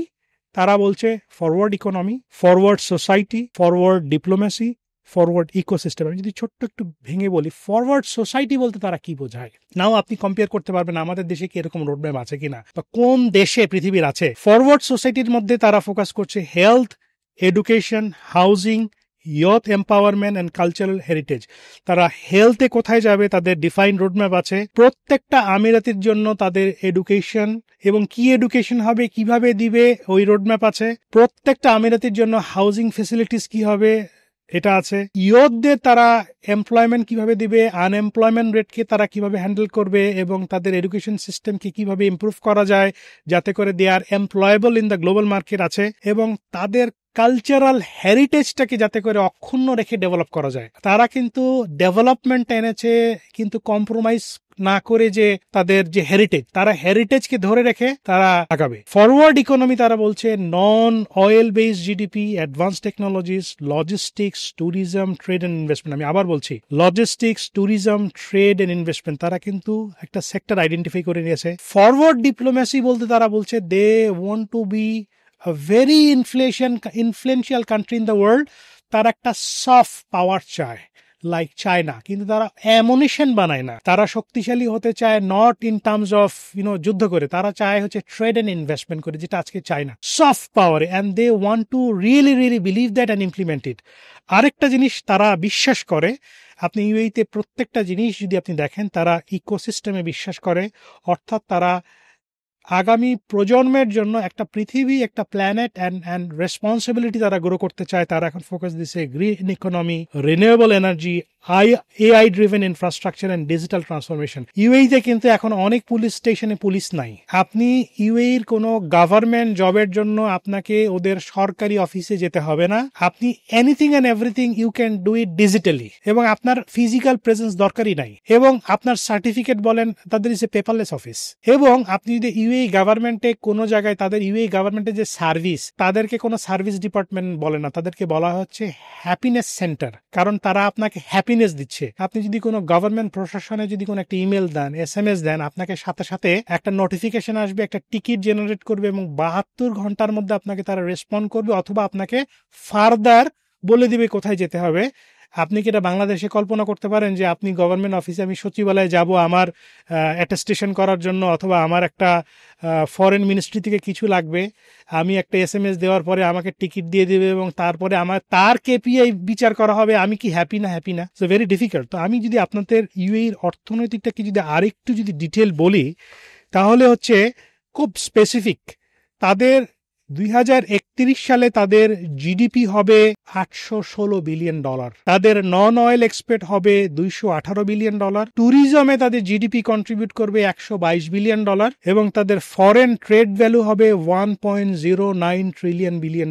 খুব মানে অ্যাম্বিশাস মনে হচ্ছে যে আলাদিনের চেরাক পেয়ে গেছে, কিন্তু তারা ওই পথে আগাচ্ছে। এবং কিভাবে আগাচ্ছে আমি দেখাচ্ছি। তারা একটা পলিসি নিয়েছে, they want to be the first country, যাকে বলা হচ্ছে to adopt proactive flexible legislation for new sectors. মানে হচ্ছে AI রিলেটেড অথবা হচ্ছে টেকনোলজি রিলেটেড যে ইন্ডাস্ট্রিগুলো ভবিষ্যতে আসবে, they will be the first country. What exactly Singapore did? They want to be the first country in the world to adopt, to apply the policy, implement it so that তারা foreign ইনভেস্টরদের attract করবে। Like এখন Russia আসতেছে, America থেকে আসতেছে, সবাই আসতেছে। UAE-তে এখন একটা বাচ্চা, সে বিদেশি হোক আর দেশি হোক, KG1 থেকে 12 ক্লাস পর্যন্ত প্রত্যেকের কোডিং ইজ ম্যান্ডেটারি। এটাকে আমরা বাংলাদেশে চিন্তা করতে পারি? তারপরে আমি যদি বলি তাদের সেফ যে ইন্ডেক্স, আপনার নাম্বিও 2025, এটা গ্লোবালি তারা ইন্ডেক্সিং করে। তারা ডিফাইন করেছে তাদের বর্তমান অবস্থা কত এবং তারা 10 বছরের মধ্যে কোথায় যাবে, এবং এটা করার জন্য কমপ্লিট পাইপলাইন, তাদের রোড ম্যাপ কি করতে হবে। সেফটি ইন্ডেক্সে তারা গ্লোবালি নাম্বার 1 হতে চায়। এই মুহূর্তে UAE 2 নম্বরে আছে, আইসল্যান্ড আছে 1 নম্বরে, আমেরিকা আছে 70-এ। এই কথাটা কিন্তু একটা রিসার্চ প্রতিবেদন। হিউম্যান ডেভেলপমেন্ট ইন্ডেক্সে তারা গ্লোবালি টপ 10 হতে চায়। হেলথ কেয়ার কোয়ালিটিতে এখন পৃথিবীতে আছে Taiwan number 1, south Korea number 2, England, America, Canada কিন্তু নাই। তো হেলথ কেয়ার কোয়ালিটিতে তারা নাম্বার 1 হতে চায়। তারা পৃথিবী থেকে বেস্ট অফ দ্য বেস্ট হসপিটালগুলা, King's college hospital, American hospital, আপনি দুবাইতে যেয়ে যদি বলেন আমি অমুক দেশের হসপিটালে অমুক ডাক্তারকে দেখাইতে চাই, ইউ উইল গেট ইট। আপনার যদি সেই অর্থ থাকে, ইউ ক্যান গেট ইট। তারা বলছে যে আমরা এখন পৃথিবীর 10টা দেশের মধ্যে একটা দেশ হতে চাই যারা গ্লোবাল ট্যালেন্ট রিটেইন করতে চাই এবং গ্লোবাল ট্যালেন্ট নিতে চাই। আমি বলতে পারি যে আপনি যদি পৃথিবীর 100টা দেশের মধ্যে, মানে যেটা QS র্যাঙ্কিং 100-এর মধ্যে লেখাপড়া করেন, ওই সার্টিফিকেটটা জমা দেওয়ার সাথে সাথে you will get a golden visa. If you have a data coding, artificial intelligence knowledge, you will get a golden visa. Artificial intelligence, আমরা গতকালকে একটা কনফারেন্স করেছিলাম ইন্ডিপেন্ডেন্ট ইউনিভার্সিটির, সেখানে ACI এর managing director mister doctor Arif Daula একটা কথা বলছিল যে knowledge is accessible anywhere, ChatGPT will give you knowledge, কিন্তু আপনার তো কগনিটিভ লেভেল এবং ক্রিয়েটিভ থিঙ্কিং থাকতে হবে না। এবং তারা মনে করছে যে এখন অনেক জব আছে যে জবের জন্য মানুষের লেভারটা কোনো দরকার নাই, you can have it by artificial intelligence. এবং প্রতিটা সেক্টরে, কৃষিতে বলেন, আমরা গতকালকে একটা কনফারেন্স করছিলাম, তারা দেখলাম যে রোবট দিয়ে, ড্রোন দিয়ে, ক্যামেরা দিয়ে ফটোশ্যুট করতেছে। তো অনেক কাজ আছে যে কাজগুলো আসলে অবসোলেট হয়ে যাবে। তার মানে এই না যে আপনি আনএমপ্লয়েড হয়ে যাবেন। আমার আব্বা কোনো এক সময় টাইপরাইটার দিয়ে খটখট করে টাইপ রাইটিং করতো, কিন্তু এখন কিন্তু আমরা কম্পিউটার ইউজ করি। এখন কম্পিউটার ইউজ করতে না, আমার মেয়ে দেখি ওই যে তার বেস্ট ফ্রেন্ড হচ্ছে সিরি, সে বলে এটা আপনার নোট নিচ্ছে। UAE-তে 100% transaction is encrypted by blockchain. মানে এটা মানে হচ্ছে কি, ব্লকচেইন হচ্ছে ইজ এনক্রিপ্টেড, এই ডাটাটা ট্যাম্পার হওয়ার কোনো সুযোগ নাই। বাংলাদেশে কি আছে, আমাদের তো হার্ভার্ড ইউনিভার্সিটি হচ্ছে নীলক্ষেত। আমরা নীলক্ষেতে যে আপনি ডেথ সার্টিফিকেট, বার্থ সার্টিফিকেট অথবা PhD সার্টিফিকেট সবই ছাপাই ফেলতে পারেন, কিন্তু এই সার্টিফিকেটটা বা এই যে আপনার যে ডকুমেন্টটা যে দিলেন, এটা যে ট্যাম্পার না। UAE-তে যে কোনো সার্টিফিকেট ইজ ডিজিটাল এবং আপনি আবার চেক করতে পারবেন যে এটা ট্যাম্পার কিনা অথবা এটা কি জেনুইন কিনা। So any single information that you are providing through email or online or digital platform, it is blockchain encrypted. এখন আপনি আমাকে বলেন, বাংলাদেশ থেকে আমি যদি বলি যে আমরা আগামী বছর 10 জন লোক চাই অথবা একজন ইউনিভার্সিটি প্রফেসর চাই যে ব্লকচেইনের উপরে যার PhD আছে অথবা ডাটা সায়েন্সের উপরে টপ 100 ইউনিভার্সিটির উপরে PhD আছে, মাস্টার্স ডিগ্রি আছে বা ব্যাচেলার্স ডিগ্রি আছে, আর we ready? But the world is moving towards the data science, the blockchain. Health care সেক্টরে আমি আসলে খুব ব্যথিত, কারণ আমি আমার আব্বা আম্মা যেহেতু অসুস্থ, তাদেরকে ডাক্তার নিয়ে যেতে হয়। আপনার ইউএইতে যদি আপনি কিংস কলেজ হসপিটালে যান বা ভালো ডাক্তার দেখেন আমেরিকান হসপিটালে, একটা স্পেশালিস্ট, বা আমি যদি আপনাকে এটা প্রশ্ন করি, বাংলাদেশে একটা স্কোয়ার হসপিটালে বা ইউনাইটেড হসপিটালে একটা বড় ডাক্তারের তার ভিজিট কত? ভাই আমি আপনাকে যদি প্রশ্ন করি, 1518, আমার আব্বা যেহেতু কিডনির পেশেন্ট, আমি যখন বাংলাদেশে ছিলাম সবচেয়ে বড় ডাক্তার প্রফেসর নুরুল ইসলাম, তার ভিজিট ছিল 2500 টাকা। তো ইংল্যান্ড আপনার দুবাইতে একটা কিডনি স্পেশালিস্টের আপনার এই 30 মিনিটের জন্য নেয় মিনিমাম 750 দিরহাম, ম্যাক্সিমাম নেয় হচ্ছে 1200। তাহলে আপনার 26,000 থেকে 45,000 টাকা মধ্যে তাদের ভিজিট থাকে। অন অ্যান অ্যাভারেজে 1,000 টাকার নিচে কোনো বড় ডাক্তার, 1,000 দিরহাম তার মানে হচ্ছে 35,000 থেকে 45,000 টাকার মধ্যে একটা ডাক্তার একটা ভিজিট নিচ্ছে। বেসিক ভিজিট 350 দিরহামের নিচে নাই। তা আপনি যদি কম্পেয়ার করেন, এখানে আমি যদি বলি কয়েকটা সেক্টর আছে যেটা হচ্ছে হাইলি ডিম্যান্ড, সেটা হচ্ছে যে কার্ডিওলজিস্ট, অনকোলজিস্ট। আমি বলতে পারবো ইউএইতে যদি আপনার 10টা ডাক্তার থাকে, তো তার মধ্যে বেশিরভাগ ডাক্তার থাকবে সুদানের, নাহলে ইন্ডিয়ার, কেরালার। আমি আজ পর্যন্ত গত 4 বছরে কোনো বাংলাদেশি ডাক্তার দেখি নাই। রেজিস্টার্ড নার্স প্রতিটা মোড়ে মোড়ে যেই আপনার হসপিটালগুলো আছে, হসপিটালও ইন্ডিয়ান চেইন। আপনি জানেন আপনার দুবাই সরকার হেলথ কেয়ার সেক্টরে এতটা প্রায়োরিটি দিচ্ছে, যারা ফ্রন্ট লাইন হিরোজ আছে, তাদেরকে বলছে ফ্রন্ট লাইন হিরো, যারা ফ্রন্ট লাইনে কাজ করবে, নার্স, কেয়ার গিভার, তারা কিন্তু গোল্ডেন ভিসা দিয়ে দিচ্ছে। তা বাংলাদেশ থেকে কি আমরা কিছু নার্স প্রডিউস করতে পারি না ওরকম ওয়ার্ল্ড ক্লাস, যারা এই প্ল্যাটফর্মে কাজ করতে পারে? ফার্মাসিস্ট বাংলাদেশে যেরকম, আমি আমার শান্টু ভাইয়ের দোকানে গেলে আপনি যদি বলেন কোন ওষুধটা খেলে আমি মারা যাবো, সেই ওষুধটাও দিয়ে দিবে, আমাকে বলে দিবে যে 12 মাসের দিব না 14 মাসের দিব। তো দুবাইতে কিন্তু খুব control drug is very restricted. তো ওখানে ফার্মাসিস্ট হতে গেলে আপনাকে পড়াশোনা করতে হবে, এবং আমি মনে করি হিউজ অপরচুনিটি। আমরা কি বাংলাদেশ থেকে 100, 200, 500, 1000 এই ফার্মাসিস্ট তাদের এমপ্লয়মেন্ট দিতে পারতে? কষ্ট লাগে যখন দেখি হচ্ছে আমরা যাচ্ছি অ্যাস্টারে যাই অথবা লাইফে যাই, তখন হচ্ছে সবগুলো ইন্ডিয়ান, জর্ডানি, সুদানিস কাজ করছে, কোনো বাংলাদেশি ভাই বোন নাই। তারা হচ্ছে যে এই যে আমরা যে সিরিজ দিয়ে যে রক্ত টেনে নেয়, সেটা হচ্ছে যে মেডিকেল ল্যাবরেটরি টেকনিশিয়ান, হয় ফিলিপিনো নাহলে ইন্ডিয়ান, তারপর হচ্ছে প্যাথোলজিস্ট, তারপর হচ্ছে থেরাপিস্ট। তো আমার কাছে মনে হচ্ছে যে এই সেক্টরগুলোতে আমরা কি পাঠাইছি বাংলাদেশ থেকে আমার খুব দুঃখ লাগে। দেখেন আমাদের বাংলাদেশের ভাইগুলো এত কষ্ট করে, আপনি দুবাই এয়ারপোর্টে নামবেন, এক পাশে সোনার দোকান, আরেক পাশে হচ্ছে বাথরুমগুলো ক্লিন করতেছে, এবং আমাদের ভাইগুলো কাজ করতেছে, এবং তারা কিন্তু ওরকম ট্রেনও না যে আসলে কাস্টমার সার্ভিস বলতে কি হয়। এবং এই সামারের সময়, গরমের সময় এত গরম পড়ে, 50 ডিগ্রি টেম্পারেচারে তারা ওই জ্যাকেট পরে দেখা যায় মাটি কাটতেছে। এত আমরা লো লেভেল যে লো ভ্যালুয়েডেড জবগুলো নিয়ে আছি, লেবার ওরিয়েন্টেড। আমার মনে হয় আমাদের সময় চলে আসছে যে আমরা হাই ভ্যালু অ্যাডেড জবগুলোকে অ্যাডপ্ট করা উচিত। বিশেষ করে আমেরিকাতে দেখেছি, অস্ট্রেলিয়াতে দেখেছি, ইংল্যান্ডে দেখেছি, best of the best talent, বুয়েটের ট্যালেন্টরা খুব ভালো করছে আমেরিকাতে প্রথমে আপনি যাবেন, আপনাকে প্রথমে নিতে হবে F1 ভিসা। তারপরে জব পাবেন, আপনি পাবেন হচ্ছে H1B ভিসা। H1B ভিসা থেকে 4-5 বছর কাজ করার পর আপনাকে গ্রিন কার্ডের পরে 5 বছর পরে পাসপোর্ট। একটা লোক স্টুডেন্ট থেকে পাসপোর্ট পেতে 11 বছর সময় লাগে। ওয়্যারএজ আপনার যদি সেই ট্যালেন্ট থাকে, আপনি within 1 month you can avail a golden visa. তা আমি দেখেছি আমেরিকাতে, অস্ট্রেলিয়াতে একটা মানুষ বছরের পর বছর সময় পার করে দিচ্ছে, তার জীবন যৌবন, তার ইয়থ আমেরিকান ড্রিমে। কিন্তু সেই লোকটা যদি এসে সৌদি আরবে অথবা কাতারে অথবা দুবাইতে থাকতো, he could earn double the salary with a better life, and he could have a zero VAT tax. আমার কাছে মনে হয় zero VAT tax is such a important point, because আমি প্রচুর প্রবাসীদের যেহেতু কাউন্সেলিং করি, তখন ক্যালিফোর্নিয়াতে অথবা আপনি ইউরোপের বেশিরভাগ শহরে আপনি যারা বড় জব করতেছে, হ্যাঁ বলতেছে আমার বেতন তো মাসে 10 লাখ টাকা, 12 লাখ টাকা। আরে বাবা, তোমার তো 10 লাখ টাকা বেতন বলতেছো কেন? তুমি বলো যে ভাই তোমার অ্যাকাউন্টে ঢুকে হচ্ছে গিয়া 5.5 লাখ টাকা, 6 লাখ টাকা। তুমি তো 40-45% তুমি তো ট্যাক্সে চলে যাও। ওই টাকা তো তোমার বেতনে আসে, বাট আসলে তো তোমার নাই। তুমি যদি ওই মানে, and that is the savings না। আপনার তো ওই 10 লাখ টাকা বেতনে ক্যালিফোর্নিয়া যখন আপনি থাকতেছেন, ক্যালিফোর্নিয়াতে আপনার 4-4.5 লাখ টাকা তো চলেই যায়। তারপর যদি বছরে একবার যদি বাংলাদেশে আসার চিন্তা করে, ওখানে টাকা শেষ। আপনি যদি আপনার বাচ্চাদের প্রাইভেট স্কুলে পড়াইতে চান, 10 লাখ টাকা ভেরি ডিফিকাল্ট। কিন্তু আপনি যদি দুবাই বা ইউএইতে দেখেন, তখন আপনি কি দেখতেছেন? আপনার এডুকেশন ফি, হেলথ কেয়ার যদি আপনি কমপ্লিটলি ফ্রি, হ্যাঁ কমপ্লিটলি, মানে it's insurance covered by insurance cover, but insurance is affordable. হ্যাঁ, যেটা অনেক ক্ষেত্রে আমেরিকাতে ডিফিকাল্ট, ইন্স্যুরেন্স অনেক কিছু কভার করে না। এবং ভ্যাট ট্যাক্সে যে নাই এই টাকাটা আপনার savings, so you can buy the house earlier, you can buy the car earlier, buy your car without loan.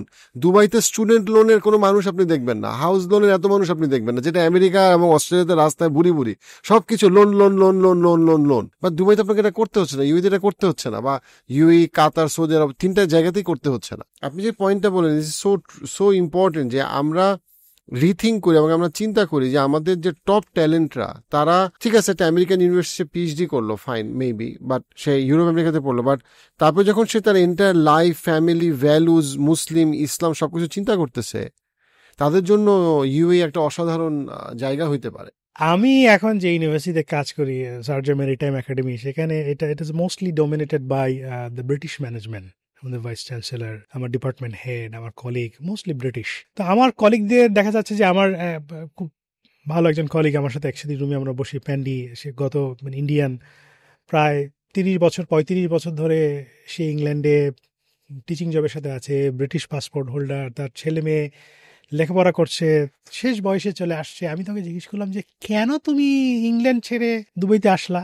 মানুষ আমাকে জিজ্ঞেস করে তুমি দুবাই ছেড়ে কেন আমেরিকা যাচ্ছ না, আপনার যে পিএইচডি কি জেনুইন, মাস্টার্স কি জেনুইন, তাহলে কেন তুমি যাচ্ছ না? তো আমাকে বললো যে দেখো, আমি একজন ব্রিটিশ হিসেবে বলতেছি, আমি 40 বছর ইংল্যান্ডে পার করে দিছি। 40 বছর আগের ইউকে আর এখন ইউকে কিন্তু একরকম নাই। আমাদের যে সুযোগ সুবিধাগুলো ছিল সেগুলো সব আস্তে আস্তে করে কাট হয়ে যাচ্ছে, শ্রিঙ্ক করে যাচ্ছে। তাই বললাম তুমি আমাকে আমার লজিকটা বলো তো, ইংল্যান্ড থেকে একটা লোক কেন এখানে আসবে? আমাকে বলে একটা ট্যাক্স তো একটা ফ্যাক্টর আছে, 45% আমাকে ট্যাক্সে যেতে হয়। 2 নম্বর বড় রিজন, তুমি তো ওই জিনিসটা হিসাব করবা না, আমাদের এখানে যে এত আপনার যে মিউনিসিপ্যালিটি ট্যাক্স, এই ট্যাক্স, ওই ট্যাক্স। আমি যে শহরে থাকি আর আমি যেখানে চাকরি করি, এই রাস্তা দিয়ে যে আমি গাড়ি চালায় যাব, এইটার জন্য আমাকে মাসে 300 পাউন্ড দিতে হবে। এটা তো আমি বাপের জন্মেও শুনি নাই, যে আমি এখন গুলশান থেকে আমি আপনার পান্থপথে আসছি, এই রাস্তায় আসার জন্য আমাকে গাড়ির লাইসেন্স নাম্বার পেতে আমাকে মাসে 5,000 টাকা দিতে হবে। এটা কি আপনি জানেন? অথবা এই যে রাস্তার পাশে যে সোয়ারেজ সিস্টেমে যে কাজ হচ্ছে, ওইটার জন্য আপনাকে ট্যাক্স দিতে হবে। আমাকে বললো কেউ যদি লেটসে 5,000 পাউন্ড বা 10,000 পাউন্ড আয় করে, তাকে মাস শেষে এখন 50,000 টাকা বা রুপিস তাকে সেভ করা ডিফিকাল্ট। আমি গত সপ্তাহে আমার একজন কলিগের সাথে কথা বলছিলাম, সে 30 বছর শিপিং ইন্ডাস্ট্রির সাথে ছিল। তো সে আমাকে বলল গত 3 বছরে আমি সোয়ার আপন গড 1 টাকা সেভ করতে পারি নাই। আমার বেতন একই আছে, লাইফ মানে লিভিং কস্ট বেড়ে গেছে, বাড়ির দাম বেড়ে গেছে, বাড়ি ভাড়া বেড়ে গেছে, দুধের দাম ছিল 2 টাকা এখন 10 টাকা হয়ে গেছে, আপনার ইন্স্যুরেন্সের কস্ট বেড়ে গেছে, আপনার এভরিডে তারা নতুন নতুন রেভিনিউ কোথা থেকে আর্ন করা যায় সেটার জন্য বিভিন্ন municipality tax, regional tax, local tax add করছে, যেটা আমরা ইউএই কেন মিডল ইস্টে তো চিন্তাই করা যায় না। এবং এই আমেরিকাতে কারণ আপনি যখন আপনার রেভিনিউ যখন কমে যায়, তখন তাদের আয়টা তো হবে বিভিন্ন সোর্স থেকে। তো আপনি যদি ইউএইতে থাকেন, দুবাইতে থাকেন, কাতারে থাকেন, সৌদি আরবে থাকেন, everything whatever you are earning, সেটা বড় ব্যাপার। আরেকটা বড় ব্যাপার আমি সেটা বলবো, দেখেন এখানে আমি বলি যে লিভিং স্টাইল, লাইফস্টাইল অনেকটা লেইড ব্যাক, অনেকটা পেছনের। আমরা যে বাংলাদেশে যখন 80 সালে 70 সালে ছিলাম, অনেকটা স্লো লাইফ, যখন মানুষের যখন ইকোনমিটা অনেক বেশি ডেভেলপ করে, অনেক বেশি কম্পিটিশন, তখন অনেক চ্যালেঞ্জেস। আপনাকে একটা পরিবারে হাজব্যান্ড ওয়াইফকে চাকরি করতে হবে, নাহলে আপনি সার্ভাইভ করতে পারবেন না। দেখেন এখানে কিন্তু আপনি একটা ভালো চাকরি যদি করেন, হোয়াইট কালার জব আসেন, কয়েকটা জিনিস এনশিওর। 1 নম্বর হচ্ছে যে health insurance 100% covered by your employer, আপনার schooling is covered by your employer, 3 জন বাচ্চা পর্যন্ত আপনাকে সাপোর্ট দিবে, আপনি বছরে একটা ছুটি পাবেন, আপনি আপনার একটা টিকিট পাবেন। আমেরিকাতে, ইউকেতে, অস্ট্রেলিয়াতে এগুলো তো চিন্তাই করা যায় না, রাইট? তারপরে বাবা মার সাপোর্ট, বাবা মা, দেখেন বাবা, আমি বলছি আবার যে UAE is the only country that you can take your parents, তারা হিউম্যানিটেরিয়ান গ্রাউন্ডে এইটা জেনুইন কেসে তারা 1-to-1 কেসে এটা অ্যাপ্রুভ করে। এবং আপনি যদি ভালো জব করেন, immediately you can bring them. আমেরিকাতে আপনি নিতে গেলে 10 বছর 11 বছর লাগবে। ইংল্যান্ডে আমার যে কলিগ, সে 30 বছর ধরে আছে, সে রিগ্রেট ফিল করে যে তার যখন মা মারা গেছে, সে তার মার দাফনে যেতে পারে নাই, এবং তার বাবা 92 বছর বয়স, তার বাবাকে সে নিয়ে যেতে পারছে। কিন্তু তার ইংল্যান্ডে 3টা বাড়ি আছে, সে পাসপোর্ট পেয়েছে 20-25 বছর আগে, এখনো নিয়ে যেতে পারছে না, কারণ আপনার ইংল্যান্ডে যদি অন্য ভাই বোন থাকে বা অন্য কেউ দেশে থাকে, then you can't take it. তো আপনার বাবা মাকে নিয়ে যেতে বা ওখানে আপনার সাপোর্ট দিতে বা পুরো পরিবারের সাথে থাকতে lot of rules and regulations are there, যেখানে ইউএই অথবা গালফ কান্ট্রিগুলা ইসলামিক ভ্যালুজ অনেকটা হিউম্যানিটেরিয়ান গ্রাউন্ডে কাজ করে। আমি বলতে পারি যে আমার আব্বা আম্মা দুজনই হুইল চেয়ারে। যখন আমি তাদেরকে বাইরে নিয়ে যাই একটু সমুদ্রের পাড়ে অথবা কোনো শপিং মলে, তারা যেভাবে ট্রিট করে এটা আনবিলিভেবল। আমি এই ধরনের ট্রিটমেন্ট দেখেছি শুধু মদিনা শরীফে। মদিনা শরীফে যখন আমার আব্বার ট্রলি নিয়ে মানে হুইল চেয়ার নিয়ে আরেকজন ঠেলতেছে, আমি তাকে জিজ্ঞেস করলাম যে তুমি আমার আব্বার ট্রলি নিয়ে এত ঠেলার জন্য অস্থির হয়ে গেছো কারণ, তুমি আমাকে বলো তো তোমার কোনো সন্দেহ বা কোনো মতলব আছে কিনা। বলেছে না, মতলব নাই, আমি যদি একটু ট্রলি ঠেলে যদি এইটার বিনিময়ে যদি কিছু সোয়াব পাই তাহলে আল্লাহ তাআলা আমাকে হয়তো জান্নাতবাসী করবে। তা আমি আসলে এই ধরনের মাইন্ডসেট তো আমাদের বাংলাদেশে আমরা নাই। আমরা সবসময় চিন্তা করি আরেকজনকে হেল্প করবো, আমার স্বার্থটা কি। তো আমার এখনো খেয়াল আছে যে আপনি যদি ইউএইতে কোনো বৃদ্ধ মানুষ যদি যায়, বয়স্ক মানুষ যদি যায়, they have a special preference, তারা প্রায়োরিটি পাবে। এবং প্রত্যেকটা ডাক্তার, ইঞ্জিনিয়ার, বাসের কন্ট্রাক্টর সবাই আপনার বাবাকে বাবা বলে ডাকবে, মাকে মা বলে ডাকবে, এবং তারা সব থেকে প্রায়োরিটি পাবে। সেটা এয়ারপোর্টে হোক, সেটা বাস স্টেশনে হোক, সেটা ট্রেন লাইনে হোক, সেটা হসপিটালে হোক। বাংলাদেশে আমার আব্বাকে নিয়ে আমি যাচ্ছি বা আম্মাকে নিয়ে যাচ্ছি এখানে আপনার এয়ারপোর্টে, এখানে লেখা আছে এটা হ্যান্ডিক্যাপের লিফট, কিন্তু সবাই চলে যাচ্ছে ওনাদের বাদ দিয়ে। তা আমরা কিন্তু ওই সমাজ ব্যবস্থার সাথে কিন্তু এখনো যুক্ত হতে পারিনি। তারপরে আমার মনে হয় যারা অ্যাফ্লুয়েন্ট ক্লাস যারা আছে, ভালো চাকরি করে, সেখানে কিন্তু হেল্পিং হ্যান্ড, মেইডস, ড্রাইভার, আমি অনেকে দেখেছি যাদের ড্রাইভার আছে, কাজের একটা সাপোর্ট আছে, তারপরে ন্যানির সাপোর্ট আছে, and you can also take it. আপনি you need to have a good job, but that options and provisions are there. তারপরে হচ্ছে যে আপনার ফ্যামিলি অ্যান্ড ফ্রেন্ডস থাকে, আপনি যে কোনো মুহূর্তে ইউএই থেকে অথবা সৌদি আরব থেকে একটা মানে 24 ঘন্টার একটা শর্ট নোটিসে আপনি বাংলাদেশে আসতে পারতেছেন, ইউ ক্যান বি রিউনাইটেড। এবার আমি বাংলাদেশে এসেছি ফর 48 or 72 আওয়ার্সের জন্য। আমেরিকায় থাকলে এটা আমার পক্ষে কখনোই সম্ভব ছিল না। আমি আরও কয়েকটা প্রফেশনের কথা বলবো। দেখেন, বাংলাদেশে আমি বিশ্বাস করি বাংলাদেশে we have got lot of good financial expert, chartered accountant, financial analyst. দুর্ভাগ্যজনক হলো সত্য, ইউএইতে, মিডল ইস্টে এত বড় বড় ব্যাংক আছে। সৌদি আরবে আমি বহুবার গিয়েছি, আমি দুবাইতে বা ইউএইতে আমি কোনো বাংলাদেশি কোনো ব্যাংকে আমি কোনো ফাইন্যান্সিয়াল প্রফেশনাল লোক দেখি না, কোনো চার্টার্ড অ্যাকাউন্টেন্ট দেখি না। এখন আপনি যদি আমাকে বলেন যে ফেরদৌস ভাই এটা কেন নাই, এটা আমার মনে হয় যে এটা না যে আমার যোগ্যতা নাই, এইটা না, এর পিছনে কারণ হচ্ছে আমরা আসলে চেষ্টাই করি নাই।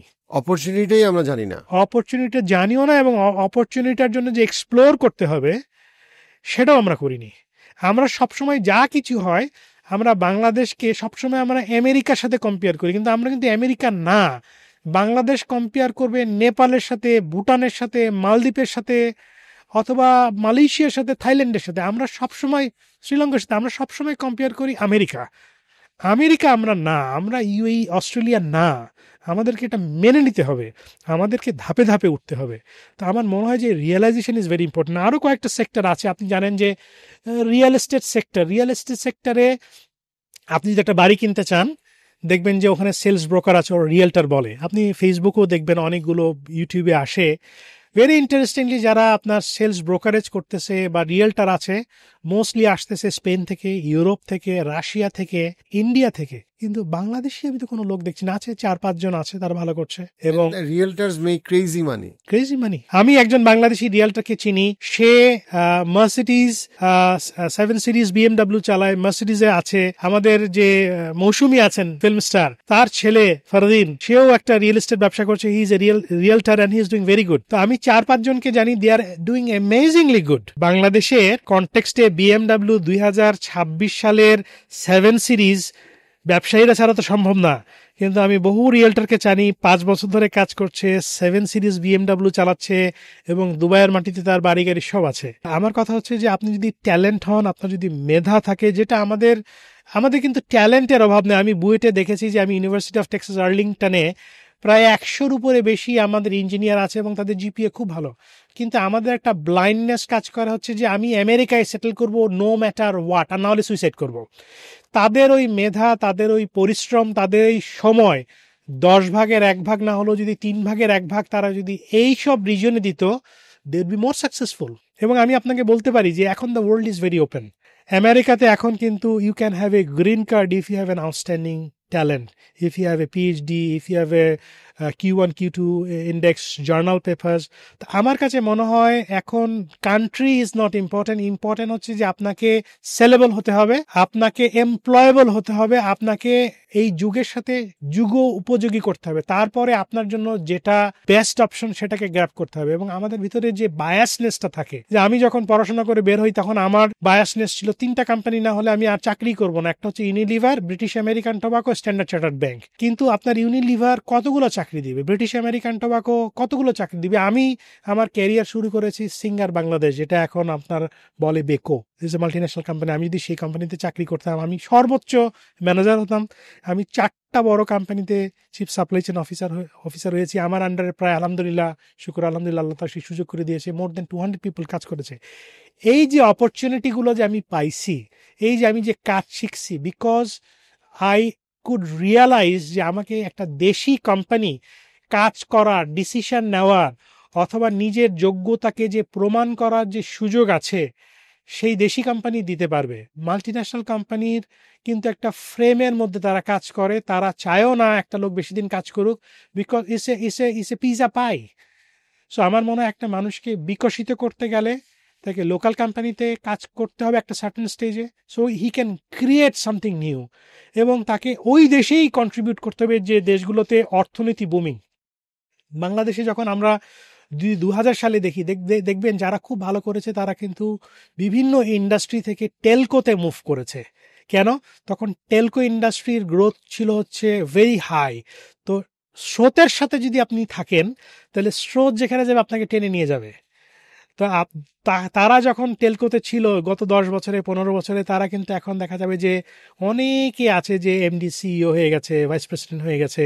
এখন আপনি যদি ওই একই ইন্ডাস্ট্রি থাকেন যে ইন্ডাস্ট্রি কোনো গ্রোথ নাই, তো সেখানে তো আসলে নিজেকে ডেভেলপ করা যাবে না। আমেরিকা এখন তারা নিজেরাই ইকোনমিক ক্রাইসিসের মধ্যে যাচ্ছে, তাদের নিজস্ব ইন্টারনাল ট্রান্সফরমেশন হচ্ছে। ইংল্যান্ডের অর্থনীতি এখন চাপের মুখে আছে ব্রেক্সিটের পরে। ইউরোপেও কিন্তু এখন তারা ইউরোপিয়ানরা কাজ করতে আসে স্টোরগুলোতে। আমার কাছে মনে হয় যে আপনার যদি অপরচুনিটি থাকে, রিজার্ভেশন না থাকে, you can go to China. China is the fastest growing country in the world, no matter what. Otherwise you can move to middle east. সেটা একটা ভালো, আমার মনে হয় যে একটা ডিসিশন হবে প্রত্যেকটা বাংলাদেশির জন্য যাদের সেই মেধাটা আছে। থ্যাংক ইউ ভাইয়া, আমরা আপনার কাছ থেকে অনেক কিছু শিখলাম। আমার লাস্ট জাস্ট একটা পয়েন্ট যে আপনার কাছ থেকে ছোট করে ইয়ে করবো, সেটা হচ্ছে কি যে ধরেন আমরা যারা ধরেন লাইফে আলটিমেটলি একটা সময় তো ধরেন আমরা একটা ডেফিনেট আমরা ফাইন্যান্সিয়াল সিকিউরিটি খুঁজি, একটা সোশ্যাল রেসপেক্ট খুঁজি, বাট তারপরে তো আমরা লাইফে একটা সেন্স অফ পারপাস চিন্তা করি বা ফুলফিলমেন্ট চিন্তা করি। সেই জায়গায় আসলে আমাদের ফান্ডামেন্টালি আমি দেখছি যে আমাদের যারা বাংলাদেশে একটা লেভেল অফ সফলতা অর্জন করছে, সোশ্যাল রেসপেক্ট এবং ফাইন্যান্সিয়াল একটা অবস্থান বের করছে দেশে থাকবে দেশে ভাই, তাদের 3টা পয়েন্ট থাকে ইম্পর্টেন্ট লাইফে। একটা হচ্ছে তারা চায় যে তারা যেই ভ্যালুজ, স্পেশালি আমি যদি বলি ধার্মিক কমিউনিটি, তারা যতটুকু ধর্মকে ধারণ করে তারা চায় যে সেই ধর্মকে ধারণ করা যাবে এমন একটা পরিবেশ, এবং অর্থাৎ সে তার রিলিজনে কন্ট্রিবিউট করতে চায়, দেন সে তার বাবা মা টেক কেয়ার করতে চায় মৃত্যু পর্যন্ত তাদের, অ্যান্ড তারা তাদের ছেলে মেয়েদেরকে একটা সোশ্যাল সিকিউরিটি, ফাইন্যান্সিয়াল সিকিউরিটির মধ্যে এবং রিলিজিয়াস সিকিউরিটি, স্পিরিচুয়াল সিকিউরিটির মধ্যে তারা রাখতে চায়। তো সেই জায়গাটা থেকে তারা যারা বাংলাদেশে আছে তারা তো আছে ডেফিনেটলি, তারা বাংলাদেশের বাইরে বিশেষজ্ঞ ডাক্তারদের অপরচুনিটি আপনি বললেন, বা একটা বড় অংশ আপনার যারা ইউরোপ আমেরিকায় যায় তাদের জন্য বাবা মাকে টেক কেয়ার করা ডিফিকাল্ট, তাদের জন্য ডেফিনেটলি তাদের বাচ্চাদের যে ওদের এখন যে সোশ্যাল ভ্যালু সিস্টেমের যে অবস্থা, দ্যাট ইজ ডিক্লাইনিং, তো সেইখানে বাচ্চাদের স্পিরিচুয়াল একটা ডিফিকাল্টিজ আছে। প্লাস হচ্ছে গিয়ে যে পিওরলি দ্য ফ্যাক্ট দ্যাট মানে একটা মুসলিম মেজরিটি কান্ট্রি যাদের কাছে ইসলাম ইম্পর্টেন্ট, তাদের ইকোনমির মধ্যে টাকাটা রাখা, টাকাটা ফ্লো করানো, অ্যান্ড নট এমন একটা জায়গায় এমন একটা ইকোনমিতে কন্ট্রিবিউটের ব্যাপারে নিজেদেরকে চিন্তা করা যাচ্ছে আমার ট্যাক্সের টাকাটা কই যে আমি যাই না। তো আমরা রিসেন্টলি গত 2 বছর ধরে আমরা গাজার এথনিক ক্লেন্সিংটা আমরা দেখলাম, অ্যান্ড দেন দিনের শেষে আমরা যেভাবেই বলি এটা তো আসলে কোনো একটা দেশের ট্যাক্সের টাকাই তো ফান্ডামেন্টালি সেটা কোনো একটা ভাবে ঘুরতে ঘুরতে গেছে, বাট দিনের শেষে টাকাটা কোত্থেকে আসতেছে? টাকাটা তো কারো না কারো ট্যাক্সের টাকা, পাবলিকের টাকাই তো এটাকে পলিসিতে গেট দেওয়া হয়েছে। সো সেই জায়গাটা থেকে আপনি পৃথিবী ঘুরে এখন যখন আপনি ইউএইতে আছেন, so what do you think of, যে আপনার কাছে জিনিসটা কিভাবে মেক সেন্স করে, মানে overall from a sense of not just বেতন ভালো, নট জাস্ট মানে সর্ট অফ একটা ফাইন্যান্সিয়াল সিকিউরিটি আছে, সেটা তো আরো অনেক জায়গাতে আপনি অ্যাচিভ করতে পারতেন, আপনার সেই যোগ্যতা আছে, but more of like holistic, আমি আমার লাইফকে যেইখানে যেভাবে রাখতে চাই এবং শেষ করতে চাই, সেই জায়গাটা থেকে এটা আপনার জন্য কিভাবে মেক সেন্স করে? দেখেন, আমি আমার জীবন থেকে বলি, অন্য কারোর ব্যাপারটা বলতে পারবো না। যে আমি যখন প্রথম ওমরা করতে গিয়েছি, কাবা শরীফের সামনে তোয়াফ করার সময় আল্লাহর কাছে বলেছি, শুধু আমাকে টাকা দাও, টাকা দাও। এটা কিন্তু ভুল বা আমি খারাপ কিছু বলছি না। মানুষের এক একটা বয়সের সাথে সাথে তার মেধা, তার বুদ্ধি, প্রজ্ঞার সাথে সাথে তার ভ্যালুজ, জীবনের সাইকেলের সাথে সাথে তার চাওয়া পাওয়াটা চেঞ্জ হয়। কোরআনে একটা কিন্তু বলা আছে, আমরা আমরা যদি আল্লাহকে বিশ্বাস করি, পরকালে বিশ্বাস করি, আল্লাহর কাছে আমি কি চাবো? বলা আছে, রাব্বানা আতিনা ফিদ দুনিয়া হাসানা ওয়া ফিল আখিরাতি হাসানা ওয়া কিনা আযাবান্নার। হে আল্লাহ, আপনি আমাকে দুনিয়া এবং আখিরাতে মঙ্গল দান করেন, আমাকে তুমি দুনিয়াতেও হাসানাত দান করেন, হাসানাত দান করেন এবং জাহান্নামের আগুন থেকে রক্ষা করেন। এবং আমি আসলে কি চাই, আমি আমি এখন পৃথিবীকে, আমাকে এখন ডিফারেন্টভাবে দেখি। কোনো একটা সময় আমার মনে হতো যে আমি আমেরিকান পাসপোর্ট চাই, কোনো একটা সময় মনে হতো যে আমি সবচেয়ে সুন্দরী মেয়েটাকে বিয়ে করব, কোনো একটা সময় মনে হতো যে আমি সাপ্লাই চেন ডিরেক্টর হব, কোনো একটা সময় মনে হতো আমি একটা গাড়ি কিনবো। আপনি যদি আমাকে মনে করেন আমি এখন কিভাবে আমাকে দেখি, পৃথিবীতে দেখি, আমার কাছে যখন আপনার বেসিক রিকোয়ারমেন্টটা ফুলফিল হয়ে যায়, and you can see the reality, এই পৃথিবীটা একটা হচ্ছে ইলিউশন, মরিচিকা। আপনি এটাকে যত বেশি চেস করবেন, আপনার কাছ থেকে তত দূরে চলে যাবে। এবং পৃথিবীতে, কোরআনে কোথাও হ্যাপিনেস বলে কিছু বলা নাই। পৃথিবীতে বারবার বলা আছে, তুমি আমার কাছে ক্ষমা চাও, তুমি আমার কাছে আলহামদুলিল্লাহ বলো, ইস্তেগফার করো, আমি তোমাকে, পৃথিবীতে যে জিনিসটা আছে যে আপনি যদি চেষ্টা করেন, আপনি আপনি you can find peace, you can find tranquillity. ধরেন আমি আপনাকে যদি একটা এক্সাম্পল দেই, আপনি একটা IELTS পরীক্ষা দিচ্ছেন, এখানে কি আপনার কোনো হ্যাপিনেস আছে বা শান্তি আছে? আমাকে আমার ওয়াইফ বলে, এই পৃথিবীতে এত কিছু পেলাম, শান্তি পেলাম না। তা আমি বললাম যে পৃথিবীতে তো আল্লাহ তাআলা তোমাকে শান্তি দিয়ে পাঠাই নাই, কারণ তুমি তো একটা পরীক্ষার জন্য আসছো। আমরা যেরকম একটা ট্রেন স্টেশনে বা একটা এয়ারপোর্টে যে একটা ট্রানজিশন পয়েন্টে থাকি, একটা প্লেন ধরবো, ঠিক আমাদের জীবনটা হচ্ছে ট্রানজিশন। আমাদেরকে ফিরে যেতে হবে আল্লাহর কাছে, অ্যান্ড আপনাকে এই ওয়ার্ল্ডে you need to do something what it has been prescribed in the Quran, you have to follow that. জীবনে তো আমরা সব কিছু বাদ দিতে পারি না, বিয়ে করা বাদ দিতে পারি না, ছেলে মেয়ে মানুষ করা বাদ দিতে পারি না। তো আপনাকে সবই করতে হবে গাইডেড রুলস, এবং আপনাকে মনে করতে হবে যে আমরা তো ফিক্সড ডিপোজিটের জন্য খুব বেশি চিন্তা করি, আখিরাতের জন্য আপনাকে চিন্তা করতে হবে হোয়াট ইউ আর সেন্ডিং। তো মানুষ সবসময় খোঁজে হচ্ছে happiness. Happiness is very temporary. Piece বলে পৃথিবীতে কিছু নাই। পিস এই জিনিসটা রাখিয়ে দেওয়া হয়েছে হচ্ছে আপনার, আপনি যদি বেহেশতে যেতে পারেন সেখানের জন্য, ওই পরকালের জন্য। এখন আমরা যদি এই টেম্পোরারি টাইমটা নিয়ে আমরা যদি কথা বলি, আমার কাছে মনে হয় যে আমরা মুসলমান হিসাবে যে ভ্যালুজ, যে ইন্টেগ্রিটি, যেই জিনিসটা করা দরকার, দেখেন আমরা যখন কর্পোরেটে চাকরি করি, আমরা কিন্তু চাকরিতে ঢোকার সাথে সাথে আমাদের একটা কাগজ ধরাই দিত, এটাকে বলে জেডি, জব ডেসক্রিপশন, মানে তোমার কি কি জব হবে সেটা লেখা আছে। মাল্টি ন্যাশনাল কোম্পানিতে আমরা বলি হচ্ছে SOP, স্ট্যান্ডার্ড অপারেটিং প্রসিডিওর, এর বাইরে তুমি যেতেই পারবে না। আমার কাছে মনে আছে, আজ থেকে বহু বছর আগে আমি যখন অফিসার ছিলাম সিঙ্গার বাংলাদেশে, আমার ছুটি লাগবে, তো আমি রিপোর্ট করতাম হচ্ছে ন্যাশনাল সেলস ম্যানেজারকে, তার বস ছিল সেলস ডাইরেক্টর। আমি আমার বস লাইন ম্যানেজারের কাছে না যেয়ে সরাসরি HR ডাইরেক্টরের কাছে যেয়ে বলছি আমার ছুটি লাগবে, এবং আমাকে একটা শোকজ নোটিশ দিয়েছিল যে তুমি আমার কাছে আসছো, তোমার SOP-তে তো লেখা আছে তোমার লাইন ম্যানেজারকে যেতে হবে। তো মজার ব্যাপার হচ্ছে, আমাদের কিন্তু মুসলমানদের জন্য একটা SOP আছে, সেটা হচ্ছে কোরআন, এভরিথিং ইজ রিটেন, যেখানে ডুজ অ্যান্ড ডোন্ট দেওয়া আছে। কিন্তু আমাদের দুর্ভাগ্য হচ্ছে যে আমাদের সেই ক্ষমতা নাই সেটা বোঝার। আমরা কি পড়ি, শুধু আমরা বলি 100 বার সূরা ফাতিহা পড়ো, অথবা আমরা মৌলবি দিয়ে এনে কোরআন খতম করে 5,000 টাকা দিয়ে দিলাম, তারপরে মোনাজাত করলাম। কিন্তু আমাকে যে এই জিনিসটা বলা হলো, ধরেন আপনি আপনার প্রেমিকাকে একটা প্রেমপত্র দিলেন, ChatGPT দিয়ে বানাই দিলেন, সেটার আপনি কিছুই বুঝলেন না, আপনার কি সেই আবেগটা আসবে? তা আপনার সাথে যে আপনার মালিক, দেখেন, আমি আমার জীবনে, আমি আমার ওয়াইফকে বলছিলাম যে আমি আমার জীবনে বসকে এত তেল দিছি, বস কখন খুশি হবে, বস কেমনে চুল সিতি করে এদিকে না এদিকে, সেটা চিন্তা করলাম। কিন্তু আমার যে মালিক, তাকে খুশি করার জন্য আমি একবার আলহামদুলিল্লাহ সূরা ফাতিহা কিছুই করি নাই। তার মানে আই এম সো আনগ্রেটফুল।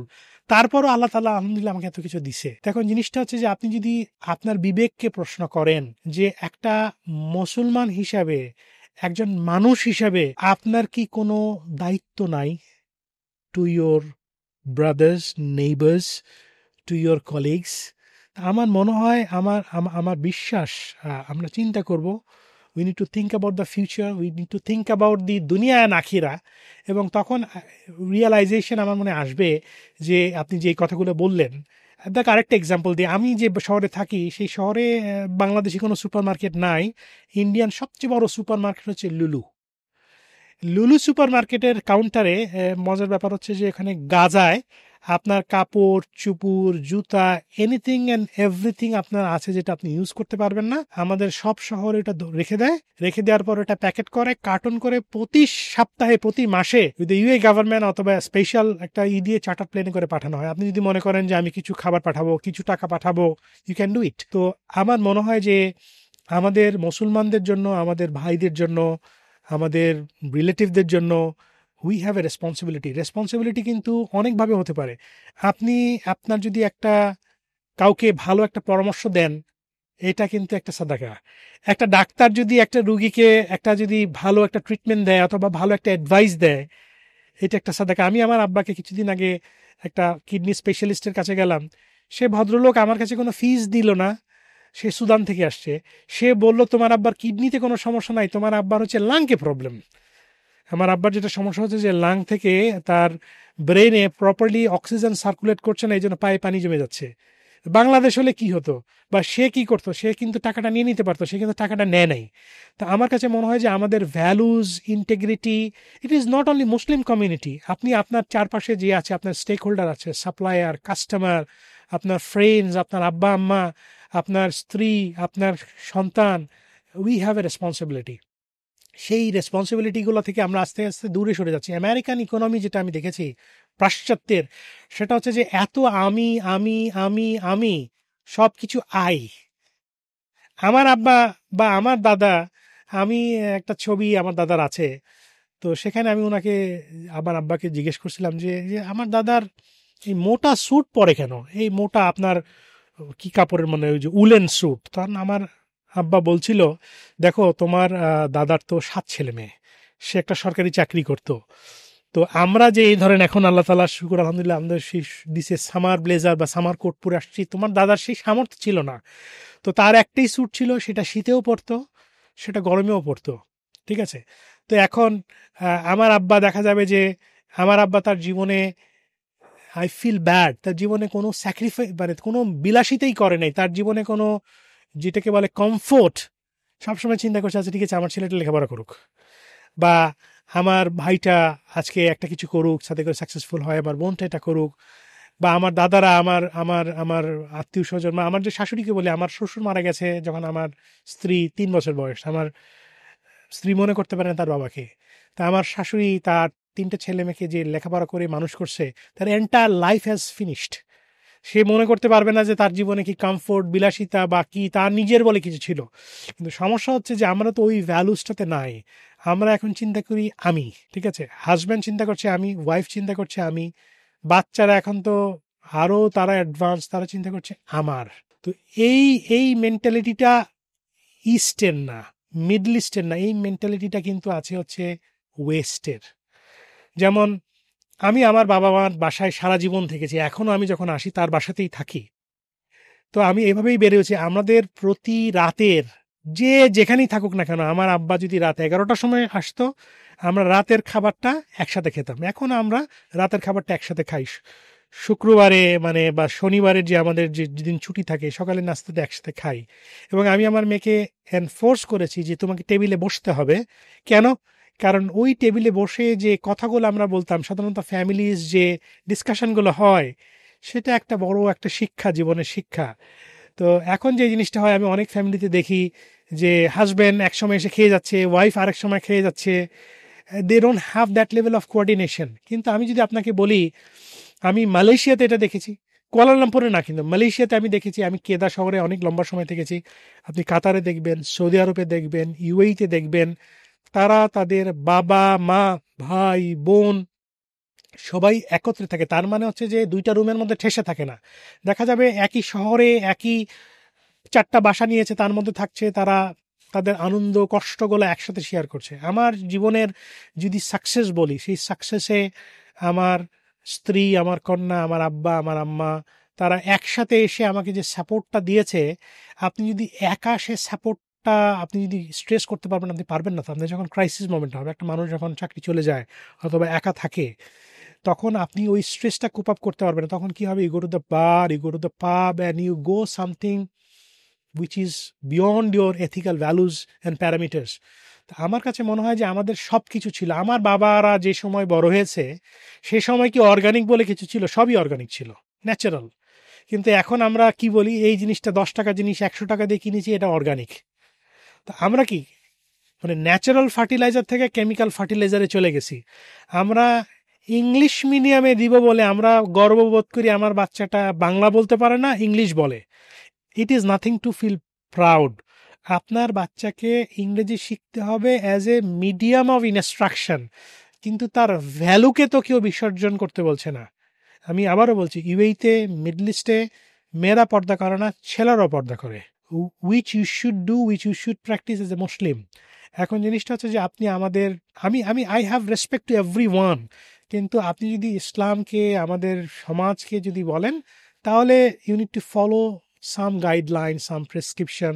তাহলে হয় কি যে আপনি পাশ্চাত্যকে যদি যত ফলো করবেন, আপনি একা হয়ে যাবেন। আজকে আমার মনে আছে, আমার এক কলিগ, সে at a very elderly age, সে বলছে তার কেউ নাই, এই 60 বছর 70 বছর।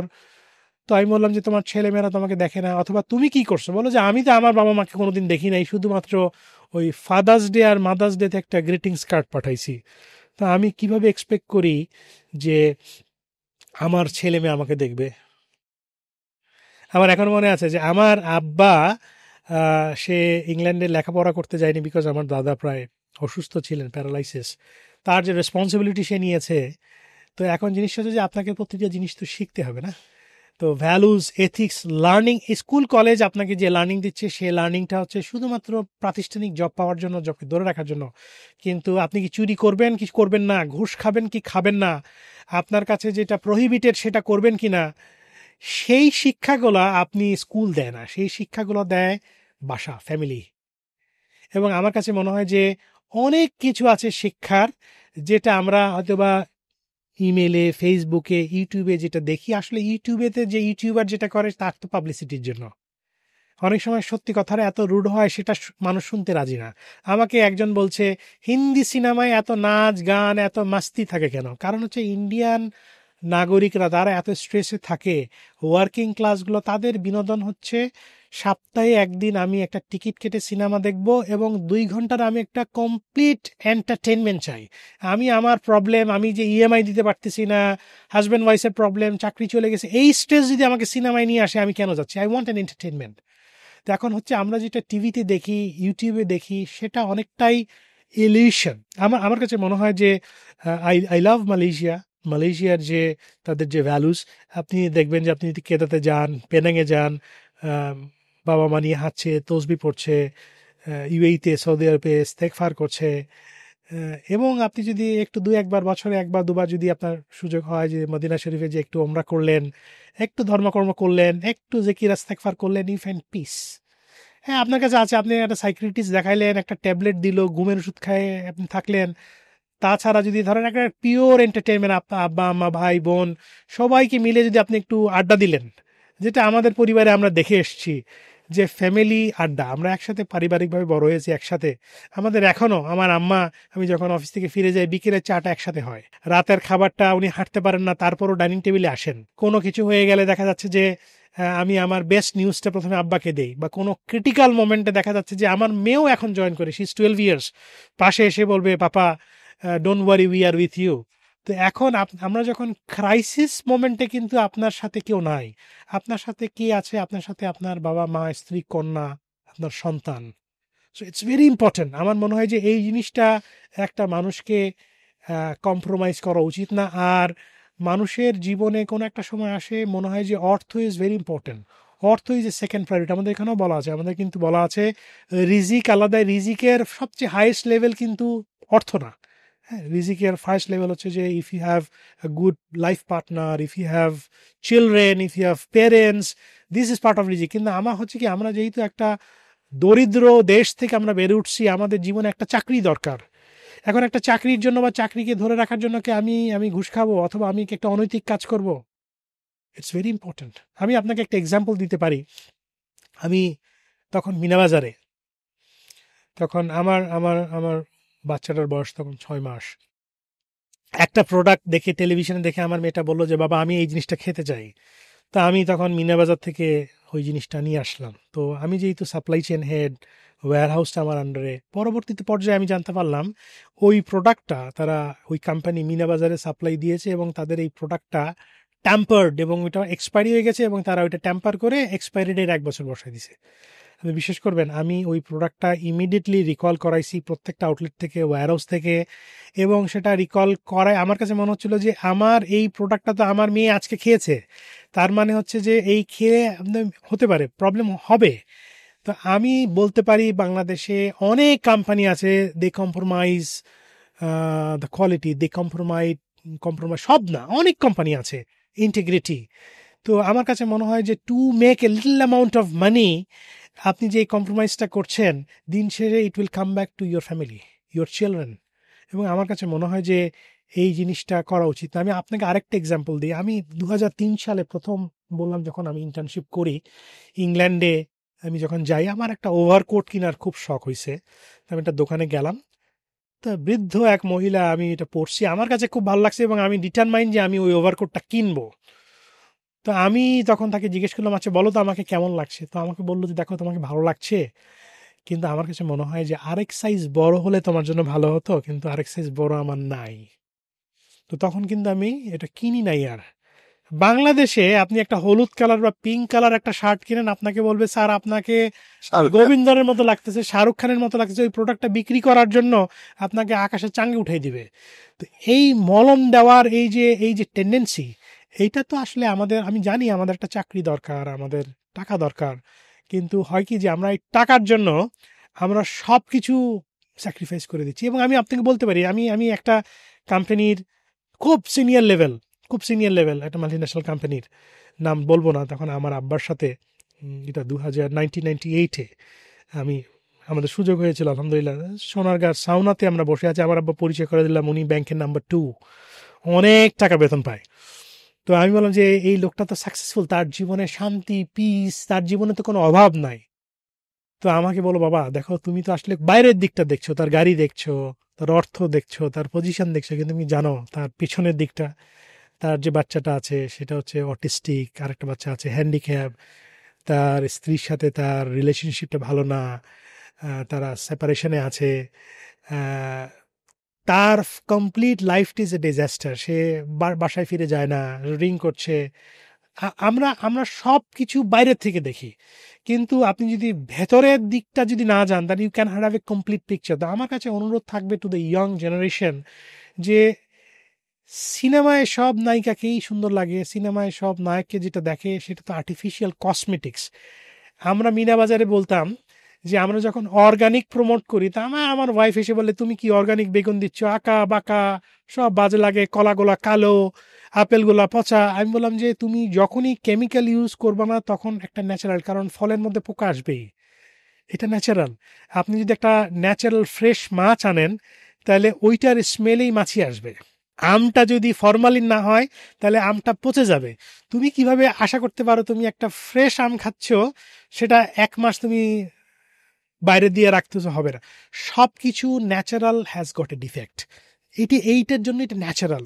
তো আমরা খুব টেম্পটেড হয়ে যাই ফুড আর্টিফিশিয়াল থিংস। তো এটা থেকে রিয়েলাইজেশন আসতে গেলে একটা বয়স লাগে।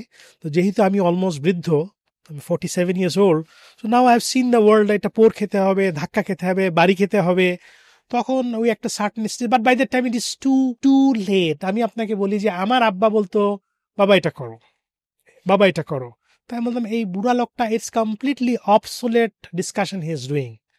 কিন্তু আমি এখন দেখছি উনি আমাকে যেটা 25 বছর আগে বলেছে সেটা আমি মনে করছি যে ইজ গুড। আমার প্রফেসর আমাকে 12 বছর আগে যেটা বলেছে সেটা আমি এটা এখন দেখছি যে রাইট। আমি যদি আগে 20টা বছর আগে চলে যেতে পারতাম, আমার চাচা আমাকে 1995-এ বলেছিল, বাবা তোমাকে আমি একটাই উপদেশ দেই। উনি ইউনাইটেড নেশনসে কাজ করেছেন সারা জীবন, উনি আমেরিকায় থাকেন। আমাকে বলে যে তোমার আব্বার যে অর্থ আছে, যে ভালো চাকরি করেছে, মাশাআল্লাহ ইউ আর সলভেন্ট, তোমার জীবনে একটাই উদ্দেশ্য হচ্ছে তোমার যে রিসোর্স আছে সেই রিসোর্সটাকে ক্যাপিটালাইজ করো, be the best in the world. আমি বললাম এই বুড়া লোকটা কি বলতেছে, tell me how can I go to America. সে বোঝাতে চাচ্ছিল তুমি জীবন বাঁচি লেখে পড়াশোনা করো, ভালো মানুষ হও। আজকে যদি আমি তার কথাটা শুনতাম বা তার জিনিসটা বুঝতে পারতাম, প্রবাবলি আমি ইউনিভার্সিটি অফ টেক্সাসে না যে হয়তো বা স্ট্যানফোর্ড ইউনিভার্সিটিতে যেতাম, আমি আর্লি এইজে হয়তো বা আমি আরও যেতাম। আমি অনেক ভুল ডিসিশন নেওয়ার পরে, অনেক কিছু করার পরে, ট্রায়াল অ্যান্ড এরর করার পরে আমরা শিখেছি।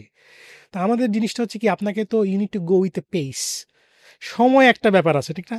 এখন আমি ধরেন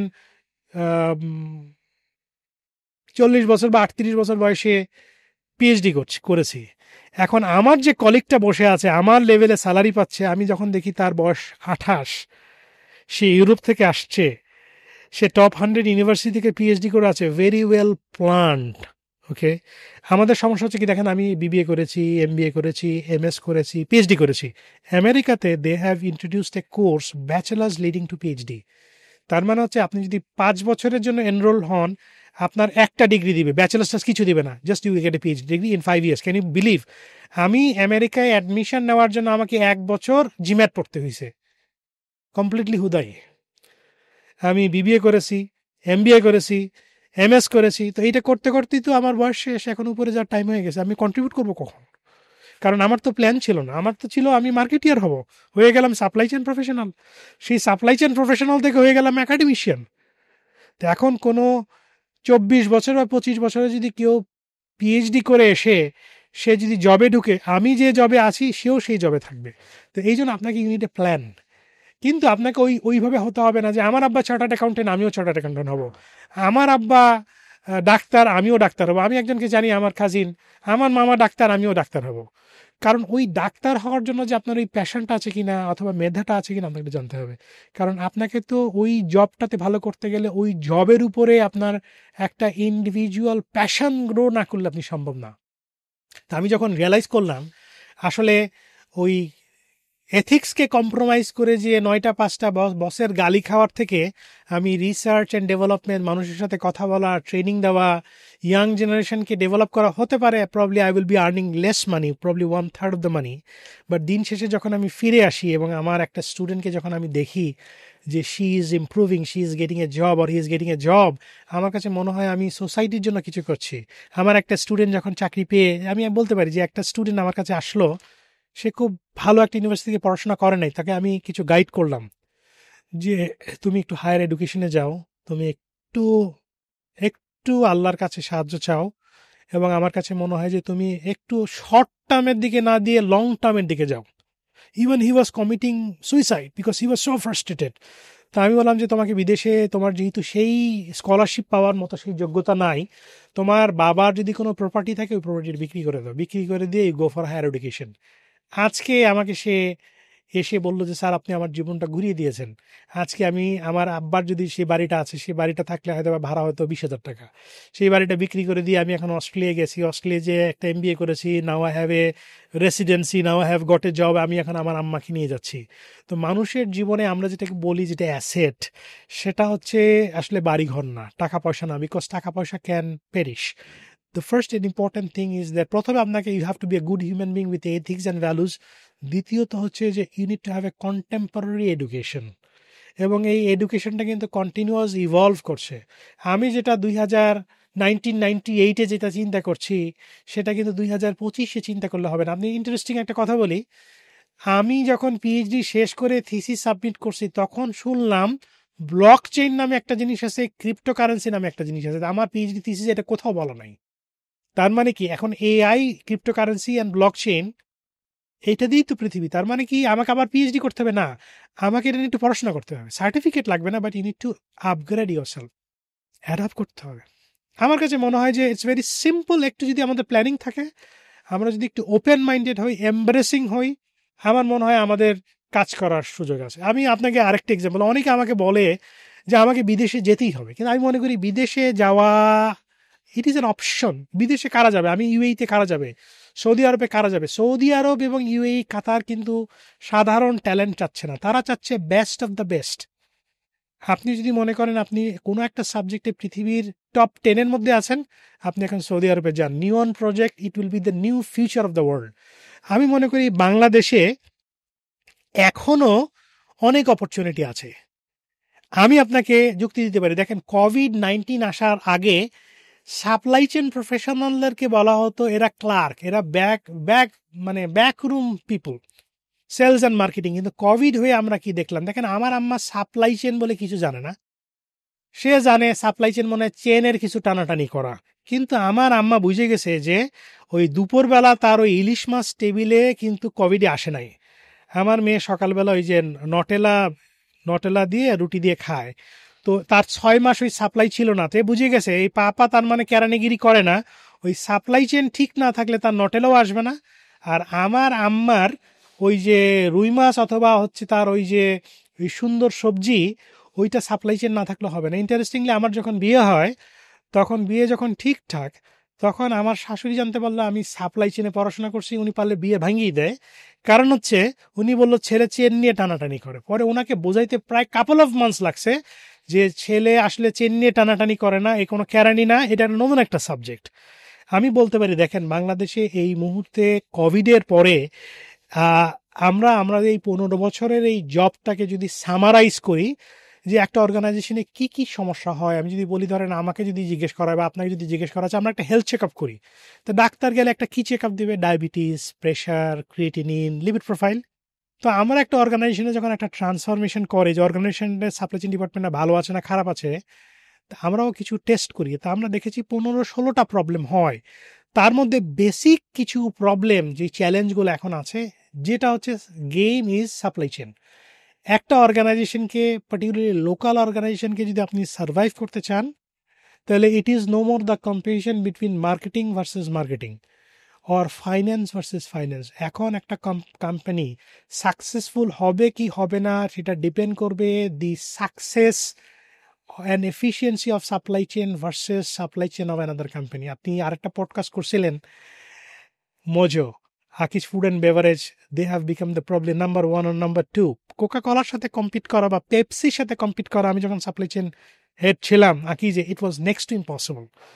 তো এখন আপনার যদি প্রোডাকশন ফেসিলিটিস থাকে, আপনি যদি you can reach to the market, you can ensure the quality. এখন বাংলাদেশে local entrepreneur, they have money, they can invest on people, so everything is possible. তো আমি আপনাকে বলতে পারি 5টা জিনিস ইজ ভেরি ইম্পর্টেন্ট, এবং এই জিনিসগুলো ডিটারমাইন করে আপনার একটা কোম্পানিতে সাপ্লাই চেন লাগবে আগামী 20 বছর 10 বছর, এবং বাংলাদেশেও আপনি গুড অ্যামাউন্ট করতে পারবেন, আর্ন করতে পারবেন, and you can be successful. এটার জন্য আপনাকে আমেরিকা বা দুবাইতে বা কাতারে যেতে হবে না। 1 নম্বর হচ্ছে যে চ্যালেঞ্জটা ফেস করে, সেটা হচ্ছে যে ডিম্যান্ড অ্যান্ড সাপ্লাই সিঙ্ক্রোনাইজেশন। এটা মানে হচ্ছে আপনাকে প্রেডিক্ট করতে হবে কনজিউমার ডিমান্ডটা কোন দিকে যাচ্ছে।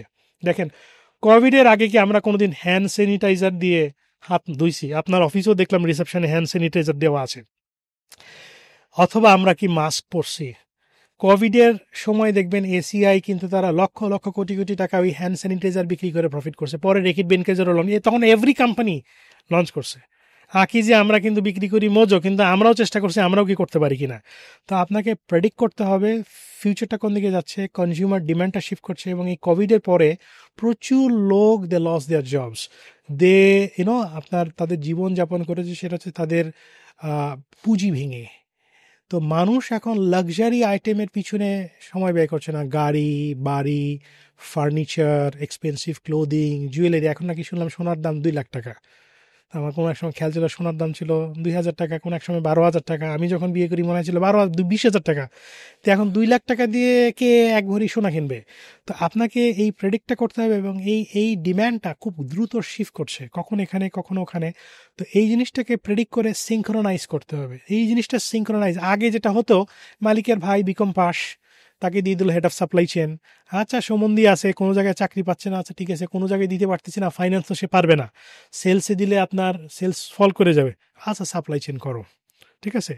আচ্ছা ঠিক আছে, অমুক বন্ধুর আমাকে ফোন দিছে, ব্যাংকে চাকরি করতো, আচ্ছা তুমি এটা টানাটানি করো আর কি।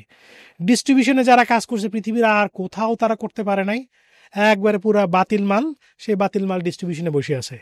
বাট এখন কিন্তু আপনি ওইভাবে করে, এখন আপনি ওই কোকাকোলার সাথে কম্পিট করা বা আকিজের সাথে কম্পিট করা, কোনো একটা সময় ছিল মাল্টি ন্যাশনাল কোম্পানি তারা বলতো লোকাল কোম্পানি আমাদের সাথে কম্পিট করতে পারবে, এখন কিন্তু square Pharmaceuticals is the number one pharmaceutical company in Bangladesh.